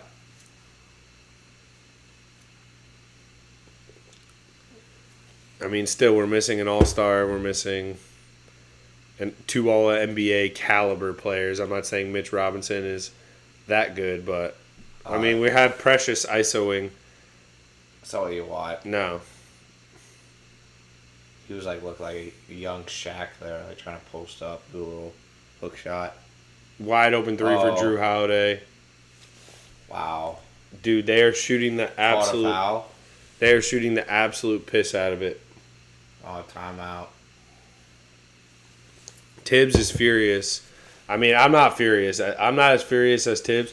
Sure, they're getting some looks, but we're so undermanned. I just can't get furious. Size-wise, we're a little bit small next to certain Celtics players without OG and Randall. With OG and Randall out here, you're not bullying OG. You're not bullying Randall. So maybe you could bully Dante, but you're right now you're having Achua is kind of bullyable. Which is strange because he was bullying people the past few No, games. I mean it's just he's not physically imposing. Hartenstein, it looks like he's trying to get back in the swing of things. I'm not freaking out, but the Celtics, listen, they could shoot the absolute shit out of the ball. Look at them. They're 12 of 21 from 3, McCreary. Yeah, it's hot. That's insane. All right, well, what do you got next? All right. All right. Caitlin Clark. What do you think about her setting the record? I think it's impressive, man, especially the way she did it. And the fact that she has another year. I really don't want her. If I'm her, I know it's cool and stuff, but it's not. She's proven everything she could prove at the level. I get it. If she can make more money, why not make more money? All that stuff. Do your thing. I'm not going to judge it. I'm not going to go crazy if she doesn't come out. But in terms of the scoring record, I think it's impressive. She's a robot of a basketball player. She's so good. And I'm excited. Can you imagine? I like the Steph versus Sabrina stuff at the All-Star game. You know, the minute she comes in the WNBA, that's going to be a thing. So, the All-Star game next year is in San Francisco. So, what I'm thinking, what I've heard, Steph, Ionesco, Caitlin Clark, Dame. in the Bay, 3-point contest next year. I mean, you can go ahead and write it down. I think it's an automatic. With Dame? I don't know. I would do Steph. Maybe they do like the little, bracket. With like the Peyton and Aaron Rodgers golf thing, it's like 2-on-2. The match. It's like a proper match, what I'm saying? What if they just did like if they even blew it up more instead of doing like if they did Steph and Dame versus Sabrina and Caitlin Clark, but it's like a series of different shooting, like horse. I'd be in. Like horse 3-point. Then we get like half court shots and like speed layups. I'd be so in for it because I think most people can agree with this that watched the All-Star game last weekend or the other weekend. It was trash, and the only good part about it was the 3-point contest, and then the 3-point contest against Steph and Sabrina. Everything. The dunk contest was horrible. Jalen Brunson with his glove dunk made me scared about Michael Jackson on some Jalen Brown. Jalen Brown was. Don't slander my guy. No. Brunson with the 3-point. I'm sorry. Brunson had a good. Kind of choked the 3-point. Yeah, not really a good All-Star game performance. Yeah. Jalen Brown was terrible in the dunk contest. The whole dunk contest was a sham. Don't even get me started on the skills competition. I think you blow out the 3-point competition, make it a whole night. I think that would be fun. I agree. Or, at least try a 3-on-3 tournament, something different. You have to get rid of the things that have proven to not work over several years at this point. DiVincenzo floater, no good. Hasn't been really hit Dante's night in terms of if Dante starts making floaters regularly and stuff like that, he's like a really impactful player. I mean, he still is impactful. He's trying to look at how active he is guarding the Jalen Brown. Like he's undersized, but he's giving him hell. Tatum right in Jericho Sims' mouth. That's crazy. What a beast. He should get teed up. Jayson Tatum's a great player. You're not going to hear me. Not going to hear me go crazy and say anything stupid about the Celtics. I know that they're really good. I'm just saying one injury and the Knicks get healthy and all of a sudden if you were the GM for the Pistons, would you bring Caitlin Clark in for a workout? Probably. If it was an option, yeah, she would put bums in seats at least. Brunson misses a fadeaway. Celtics are just on a fat run. Another layup. In all seriousness, though. It's a blowout, like I said. It's kind of not really a good conversation with the NBA and the physicality of it. But I think in terms of shooting, pure shooting, I think these women can shoot as good as the men. Oh, of course. Absolutely. I think the physicality of the NBA and the size and the strength advantage, I don't even really talk about, but I think in terms of shooting, yes. I feel like in terms of pure skill, yes. In terms of unguarded shooting, I feel like it's competitive. Unguarded shooting is gender neutral for sure. Like it doesn't matter. Yeah, it's about. That's why I think this year it was so cool to see the two of them go at it, and I was really thinking that Sabrina was gonna win. And so I feel like it would be even cool to see it again next year because I feel like she's going to have that fire to kind of want to win it next year. Absolutely. And I think they should blow it up more and kind of make that, get rid of that skills competition at least. Make the dunk contest the thing that opens up the night, like the appetizer. Yeah, just don't ever bring Scotty Barnes back again either. No. He did not take that seriously whatsoever. Yeah, Jesus Christ. Josh Hart hits a pair. Listen, the way the Celtics are playing offense right now, they are being hardos. I appreciate how good they're playing. They finally missed a 3, and we finally got a stop. I think that's the first stop of the third quarter, dead ass. But they're hunting DiVincenzo. You get the switch you want here with Hauser on Brunson. Too easy. That was a nice touch, too. He almost just worked it in. We're missing an all-NBA guy, an absolute... all right, so here's a question. You look at the Celtics starting lineup, right? Derek White, Porzingis, Tatum, Brown, Holiday, right? Hauser for 3, splash. They just don't miss. Who do you think guards Julius Randle of that 5 in a playoff series? Yeah, I don't know. They don't really have a big 4. I feel like that's where they have to would eat. That's my thing. And like even because they even have him and OG. It's like who guards OG really? Physically, he's bigger than Tatum and Brown. Honestly, you have Tatum right there, right? Mm-hmm. Maybe Al Horford or Porzingis, but Porzingis is soft. I mean, he's not going to be a tough defender. So that's where you really feel the toughness. That's such a bad call. Oh yeah, he's denying Tatum the ball, and they call that. But you really are feeling the loss of these players in this game because if you had that toughness and the size, like you could probably make it a little more competitive. Absolutely, and that's why I was never going to get over my skis in this game, no matter what. Like obviously, if we beat them, it would be fun to talk. Like, do you see this, dude? I know that's from last time, but it's still it doesn't show up that way. It's you see what I mean? It doesn't show up that way, but. Never mind, sorry. It's all good. We need a producer. That would be nice. Tell me about it. Here comes another three. We're getting cooked, man. Oh, my God. Dude, I've never seen this. Are they going to set a record for threes? They're 9 for 11 in the third quarter. It wasn't even that real high scoring of a game in the first period. Brunson is playing by himself. But it just got cooking with the threes recently. They're 9 for 11 in the third quarter from three, dude. Jalen Brunson has 30, and there's nothing we could do about it. Yeah, I'm not a mathematician, but that's 27. Yeah.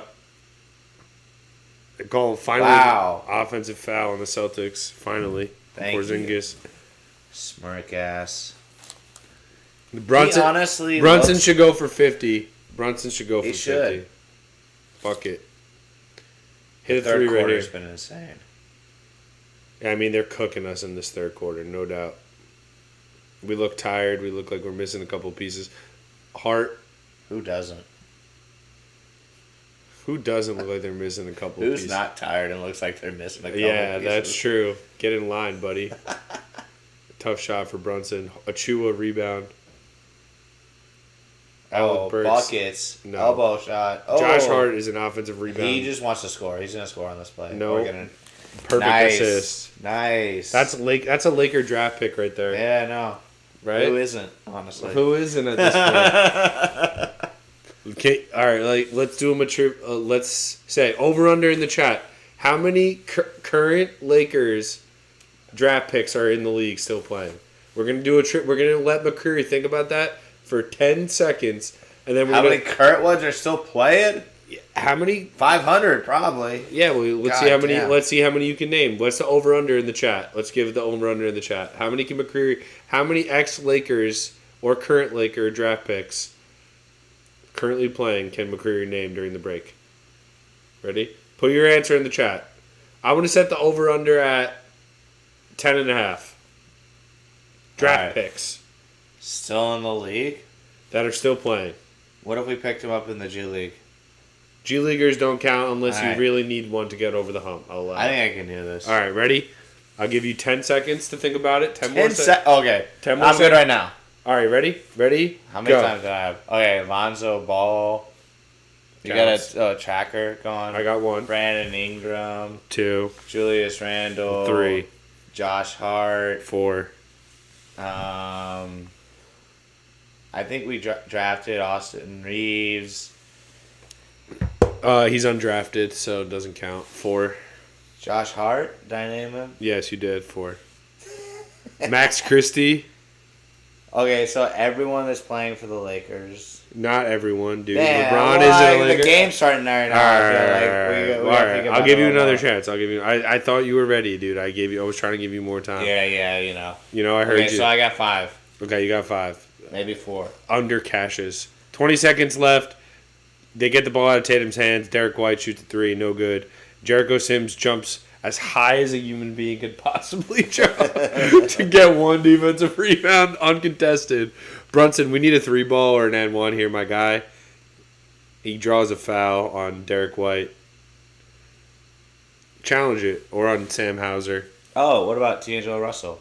There you go. That would have been a good answer. Well, I'm still going. Yeah, still go. Avita Zubac. Oh, yeah. How about that? Yeah, that's a good one.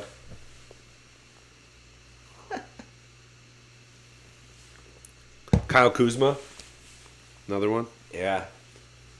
See, there's more hanging out there too that we're leaving on the bar. There's some.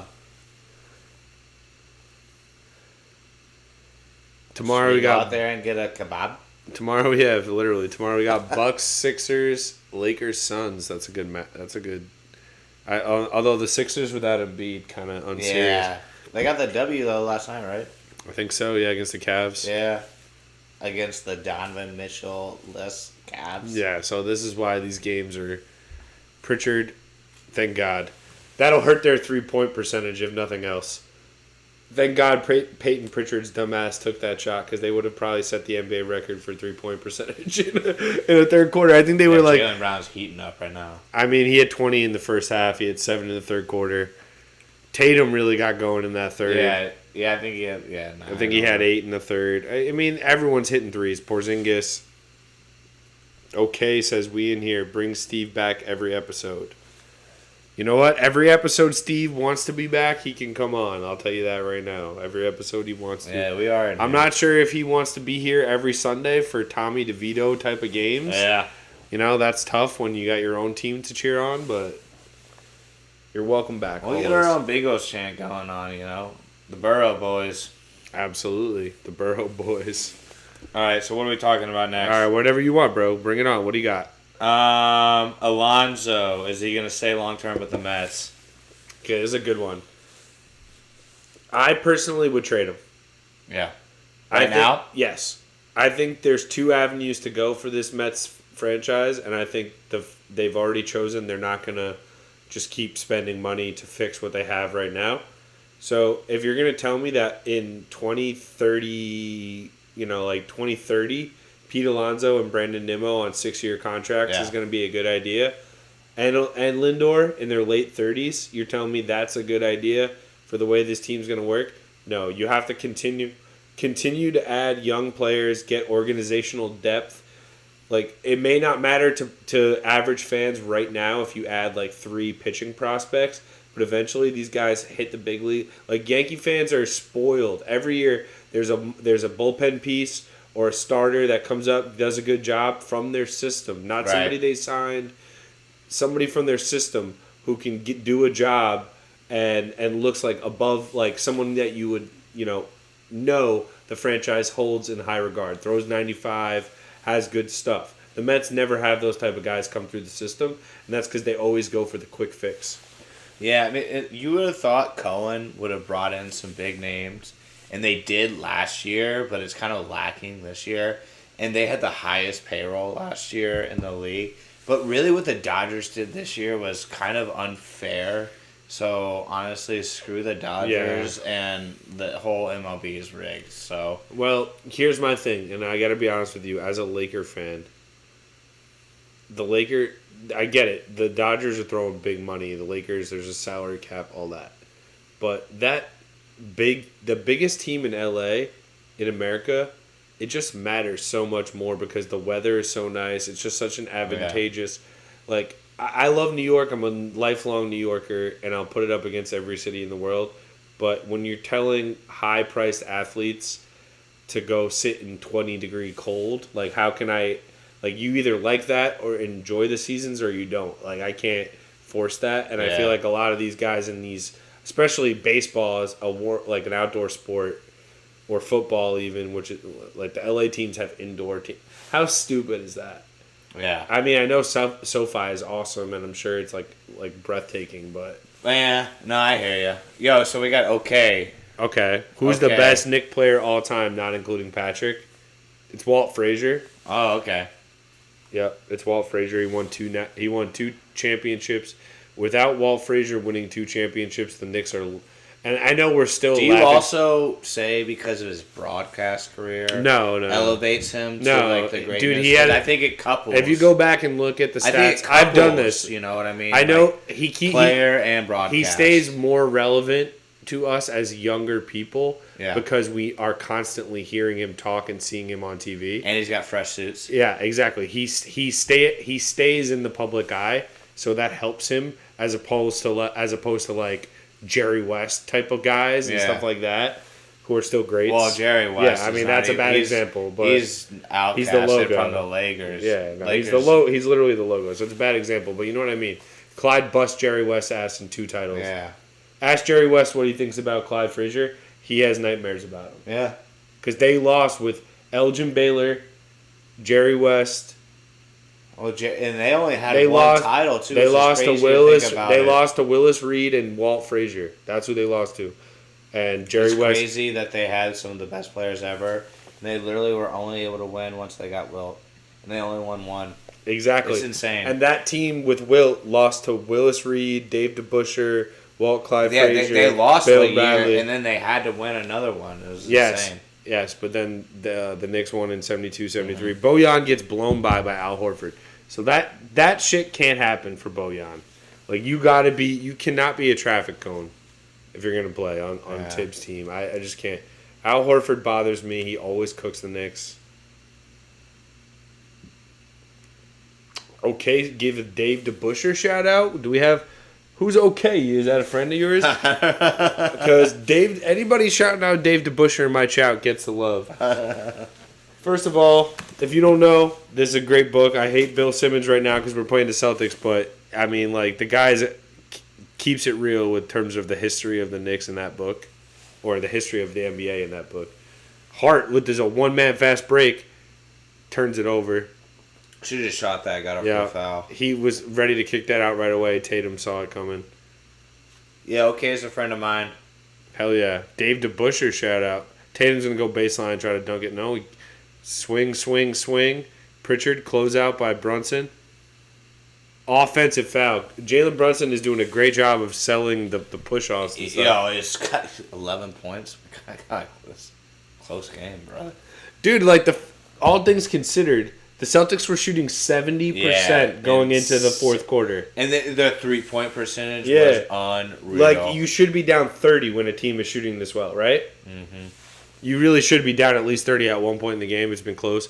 Bojan looks to me like he's a little bit anxious at home. He feels like he might be better on the road than at home at the Garden. The Garden ain't for everyone as a home player. Oh.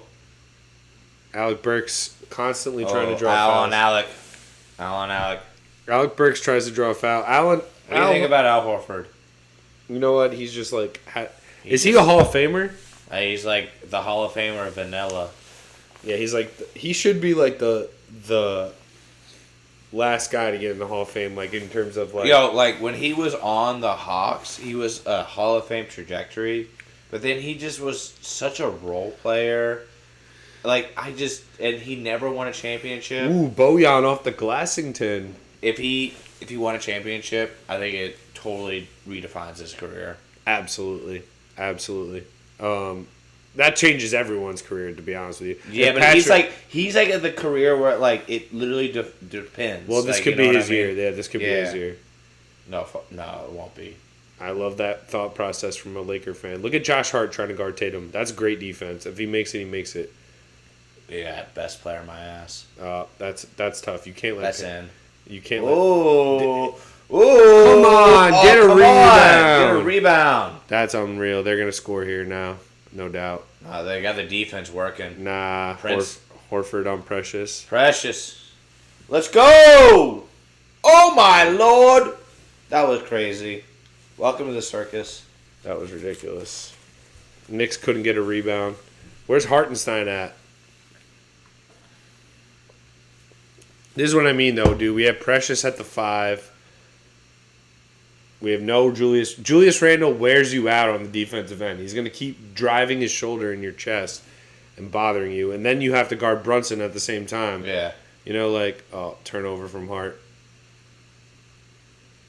Wow. Good defense, though. Josh Hart is a dog, man. You want him on your team. Yeah. Oh, and then Brunson turns it over from Holiday. God, these 4 players are dogs. Those 4 players are dogs. Yeah, that could have been a 2-on-2. That's really got to make the All-Star game. That could be a 2-on-2. Dude, what if we did that? Yeah. Like everybody submitted their best 2. And or the best friend groups on each team. BF. Like Hart, doesn't really deserve to be in like an all-star situation. Like, what if LeBron and D-Wade teamed up and like did like a little 2-on-2 again, like back in the day? You know what I mean? Or what if like Udonis Haslem and Mike Miller did one right now? Oh my Heart for 3, no good. That would suck so much. They have a pod. Mike Miller would just be dragging his leg up the court. Mike Miller and Udonis have a UD's pod. the man though. UD's the man. I respect UD. Tatum drives, dunk, or That's layup. Knicks getting cooked now. Who threw that pass, man? Oh my lord. God, Missoula's so Is that Alec Burke that threw that pass? Alec Burks. It was a bad pass.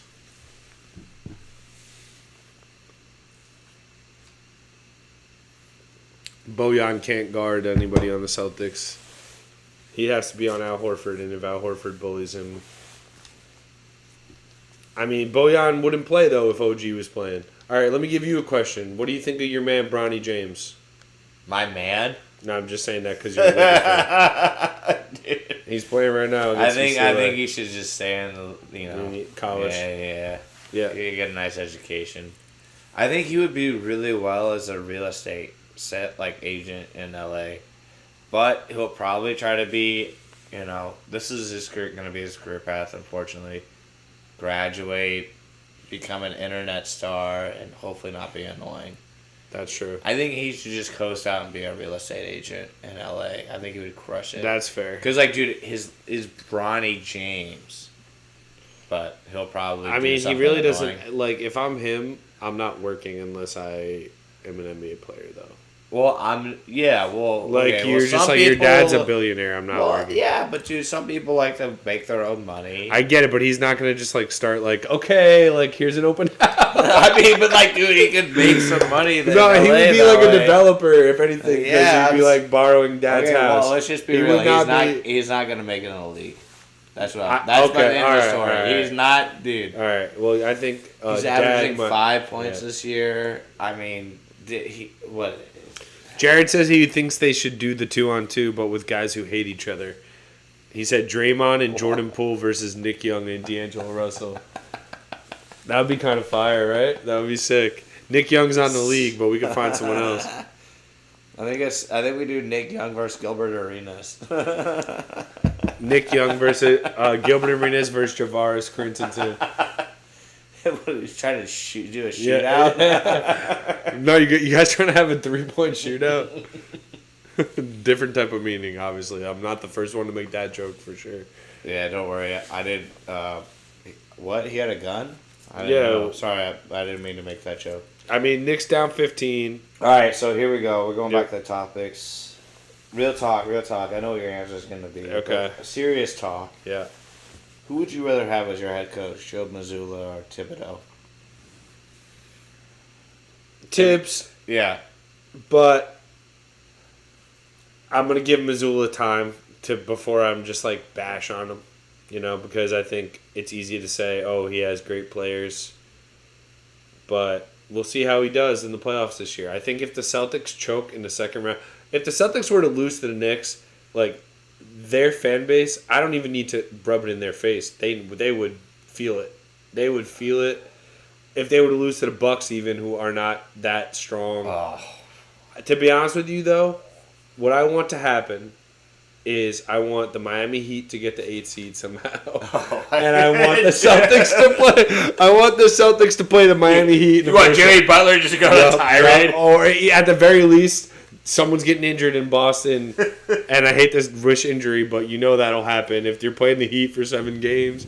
Oh my God! Yeah, is that a great wish? Yeah. That's my path. That's my path. I have a soft spot for the Heat, man. I like them. I obviously hate them, but I do. Yeah, no, I will wish them upon the Celtics this year. I have a soft spot for everybody in the East besides the Celtics. Tatum just thinks Bojan is food, and we just keep putting him on him.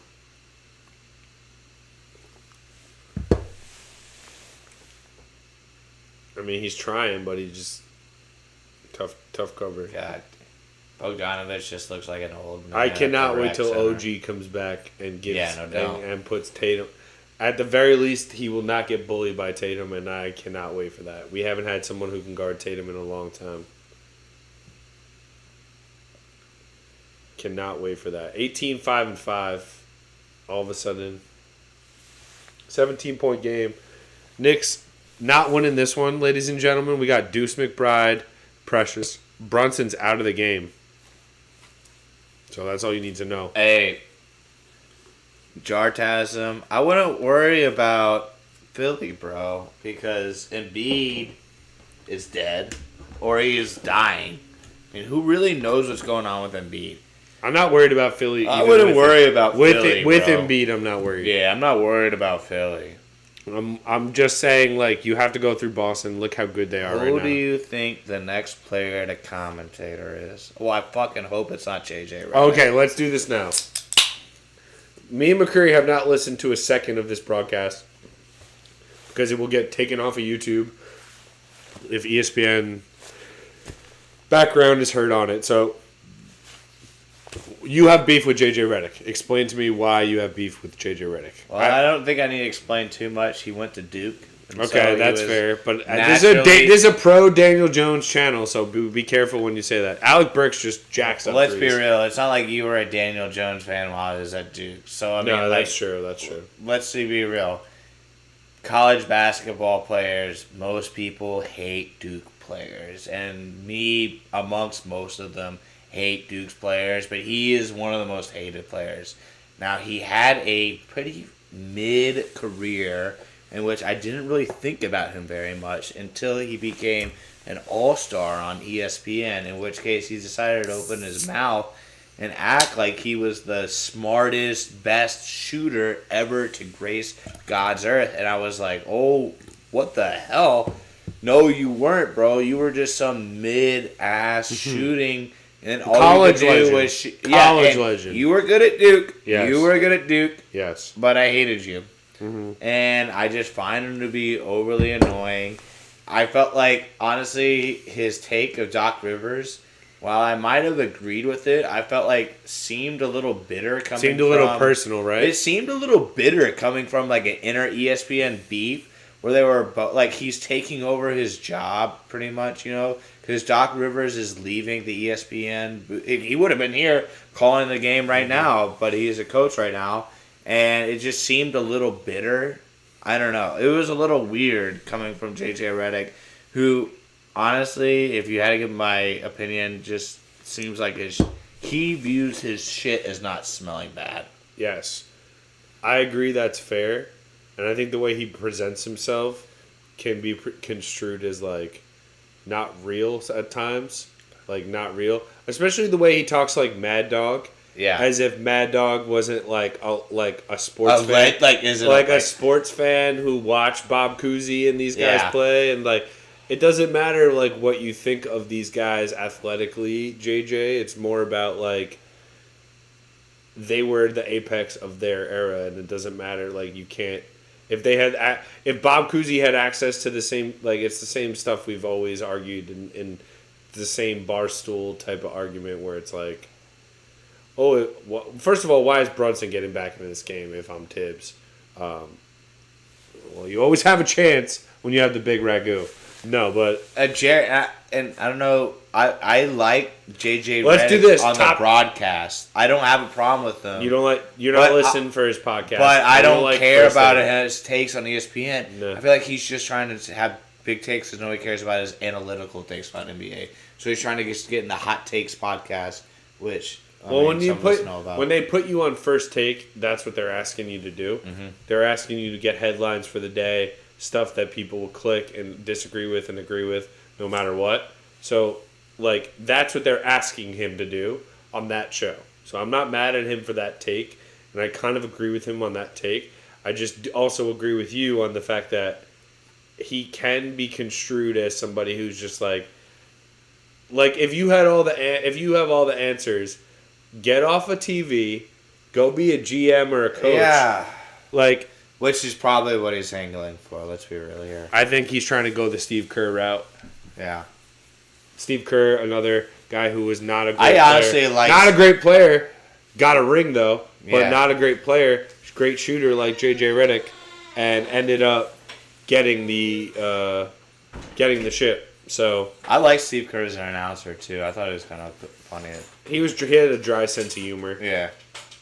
Which on TNT, and he was also kind of smart. Wow, McBride should have went with the reverse. Dry sense of humor. McBride should have went with the reverse layup there. Look, he goes right at Porzingis. Is that a block, or how does he block that? He goes right through him. I guess. I think it's a foul, right? Did they call that a block or a foul? No, they said it was a block, and McBride knocked it out of bounds. Damn, haters. Celtic fans, I'll tip my cap to the fact that your team can make a lot of 3-pointers, but it seemed like a team that knew they had the upper hand tonight with the Knicks missing two of their most physical players and two of the strongest front. Ooh, Brunson just broke Porzingis. Oh. Great recovery from Drew Holiday. I mean, the Knicks fought. Is Brunson hurt? That's the last thing we need. This is what I mean. We're down 20. Why is Brunson in the game? But that being said, they still got Tatum in the game. They still got Holiday in the game. They ain't sitting anybody. They're not sitting anybody. If this was the 80s, or not the 80s, maybe the 80s, the early 90s, Mason and Oakley would have already hammered Porzingis. Porzingis would be out for the next 2 weeks. In a game like this, yeah, but let's be real. Porzingis probably also wins the games. My 80s. He'd probably my dream. He's the most durable guy we got right now. Yeah. You know what I mean? Yeah, of course. That's why I want him to get. That's why I want them to get the Miami Heat in the first round. Yeah. Against Bam, against Kevin Love. Oh yeah. It's gonna be tough for Porzingis to come out healthy. Or they're all going to be banged up against the Heat, and that's what I want. They haven't been playing well, but Jimmy Butler's going to turn it up in the second half of the season. That's what everybody says, but I was talking to my friend about this. It's kind of crazy that Jimmy Butler has set the standard for himself where he doesn't have to start trying at his job until the last 20% of his calendar year. Look, it's fourth. It's a good way to go. He's like the only guy who's able to brand it that way. Like even LeBron has to carry his team through, or at least make them relevant throughout the whole year. Jimmy Butler, it's the Heat are the 10 seed, and it's they'll be fine. I will say the Heat brand is winning championships though. So have they won any without LeBron? Forgotten. When was the last one they won without LeBron though? Well, I mean, to be real, they haven't been around for that long, and they did win the championship with D-Wade. I get it. D-Wade before LeBron. That one with D-Wade. That one with D-Wade is crazy. Have they only been around since the 80s, I feel like? They're not a lifelong franchise. But in their franchise, for the amount of time they've been around versus how many championships they won, it's kind of crazy. No, absolutely. But it's huge though. They have great real estate and that's why I think once they put a Vegas team in the NBA, that's going to be another destination team. It's kind of crazy too because they go over. Do you think they'll ever do that? What's up, a Vegas team? Yeah, I think so. Yeah, I mean that's a trend these days. Mm-hmm. Look where all the money's going to sports. Yeah, gambling. Yeah, so it's they're gonna put a team in Vegas eventually. Yeah. And they got UNLV, they got the summer league there. It sounds shocking. There? It sounds like the Aces. The A's. The A's. My bad. The A's. They do have the Aces too. It's shocking that they don't already have a team in basketball because it's I feel like a place that's already a hotbed. Where you got the Running Rebels, UNLV. And you got the summer league games already hotbed for basketball. So absolutely, I mean, as a Knicks fan, as a selfish Knicks fan, I don't want another attractive NBA city in the West because I just think with free agency and the way the player gets to just kind of decide where he wants to go these days, it'll be tough. It'll be tough for. East Coast teams to start competing with these West Coast teams in terms of the weather and the money you can offer and the fact that the city itself is a huge market like Vegas, LA. If you have 3 teams, Vegas and LA, that's a huge portion of the league right there. And now this game's a little out of hand. I feel like we can bring in some other topic. Yeah, what did you hear about KD's comments? Did you hear about those the other day? where he was kind of talking about how attractive the Knicks were as a team, but Yes. not really at the time. I thought it kind of sounded a little soft. Yeah. Like something like somebody like only a bandwagoner would Yes. say, like KD. Yes. And this is kind of why KD is my least favorite athlete of all Mm-hmm. time. If I were to write a book, it would be about why KD is soft. I wrote a book report on this guy in 7th grade thinking that this guy could have been like rivaled LeBron. Book report. Yes, in 7th grade before he stepped foot at the University of Texas. He was in the Sports Illustrated. I was reading. I was using my dial-up internet. Living in DC. Yeah, like looking up his high school stats, looking up his games, seeing clips of him, all this stuff. I thought he could have been that guy. Obviously, he is that guy if you look at it like that. But the way he described the Knicks, like if you're a true, that's a crazy finish. If you're a true possible GOAT or a true someone who considers themselves an alpha, you don't follow Kyrie Irving anyway, Nah. number one. You don't follow anybody. You don't follow anybody, but you definitely don't follow Kyrie Irving. And you definitely don't choose a team in a huge city. Or choose the JV team. Listen, the Nets, I get it. I've spoken to Net fans who are like, the Nets had a better team. They did, but then that whole team was gone because they lost Kenny Atkinson. Yeah, too. but that whole team was basically gone because you had to make room for Kyrie and KD. DiVincenzo is just like doing whatever. He's shooting like your local dude at the Y. Sorry for the scoreboard updates, but 15-point game. Knicks going to take a tough L. I kind of predicted this, but I liked the fight. I thought the Celtics shot the lights out until the fourth quarter, honestly. The Knicks didn't start getting stops till the fourth quarter, but it was kind of too late. Kind of tired themselves out. Brunson got to hold on to that, Mike. I would like to get... I mean, both teams should get their starters off the court at this point. I'm sick of trying to hold on to it. But what else you got? What else you got on the list? Let's run through it. All right, Fishes in Mexico. What do you think about Mexico? I've been to Cabo. Yeah. At a young age. I liked it. It's really hot. It's too hot for a sweaty boy like myself. Mm-hmm. But no problems with Mexico. It's a beautiful place. Just too hot for my type of body. Yeah, caliente. Muy caliente. Okay. A topic we were talking about earlier, which spawned, what was your high school warm-up song that you hyped up in high school? Okay. I would like to hear yours first. I know mine as well. I'll give it to you. Mine, without a doubt, we would play before lacrosse games, was Hard in the Paint by Waka Flocka. Okay, that's good. That would get us going like nobody else's business. And, Yep. I mean, talk about want to make me run through a brick wall. Waka Flocka, Hard in the Paint. All right, that's solid. There's no debating that. Like you can definitely see a bunch of high schoolers getting crunked to that before going out there, especially with lax, just smashing people with sticks. Yeah, lax especially. Smashing people with sticks. I played hoops, so it's cliche. It's cliche, but the time frame, it was just my go-to song from freshman year through senior. Forever. Drake, Lil Wayne, Eminem, Kanye. Yeah. Just the quintessential layup line song. It just gets you going. If you're not in the mood for the first verse, you'll be in the mood for the second verse. If you're not in the mood for the second verse, you'll be in the mood for the third verse.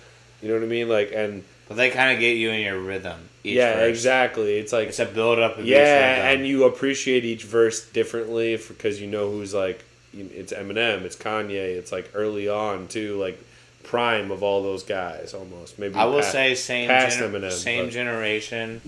My high school basketball team would get up for the Going In by Drake, yes, which was a quintessential. The mixtapes, successful, whatever. Yep. Drake had it. That was early Drake, which is why he's got such a big run right now because all of his fans that we enjoyed him early on money. are starting to make some money. Yeah. So, but yeah, It's great. It's been a great stream. We can keep going. You got any more? You got anything else you want to tell the people? As Deuce McBride knocks down a long deuce himself. Who do you like in March Madness this year? So it's cliche to pick UConn. Yeah. But if I'm gonna give you a sleeper pick, I would pick Creighton. Oh, hell yeah. So here's the logic. If you think everyone will tell you UConn's going to win the title, but I just watched Creighton beat them. UConn's not going to win I just the watched Creighton beat the brakes off them at their home building. Yeah. So why shouldn't Creighton? That tells me that Creighton could, on their day, beat anybody in the country. No doubt. So if you're looking for a sleeper, if you're looking for a team that might be a 4 or 5 seed that you want to pick to win the title, hot takes. Go with Creighton. That's my pick.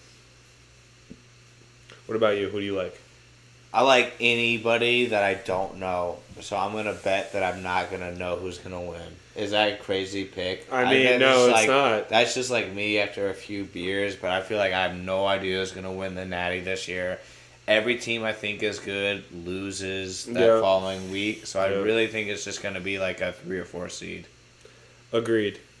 I think not the hottest, not going to just say we're not going to just say the dumbest stuff here on MHT, but yeah. Well, I try to get my dumbest take out last. We try to toe the line. Yeah.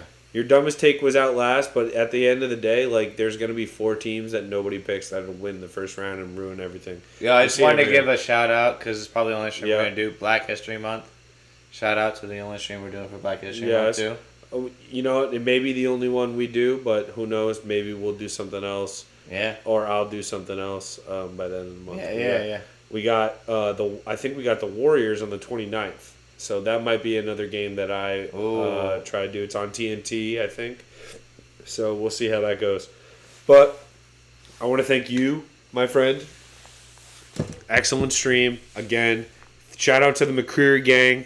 Hashtag McCreary gang in the chat. Okay, Jartasm, my guy. Uncle Phil, Justin Alvarez, Vic, Volt, everybody. It's been a great stream. The Knicks get blown out.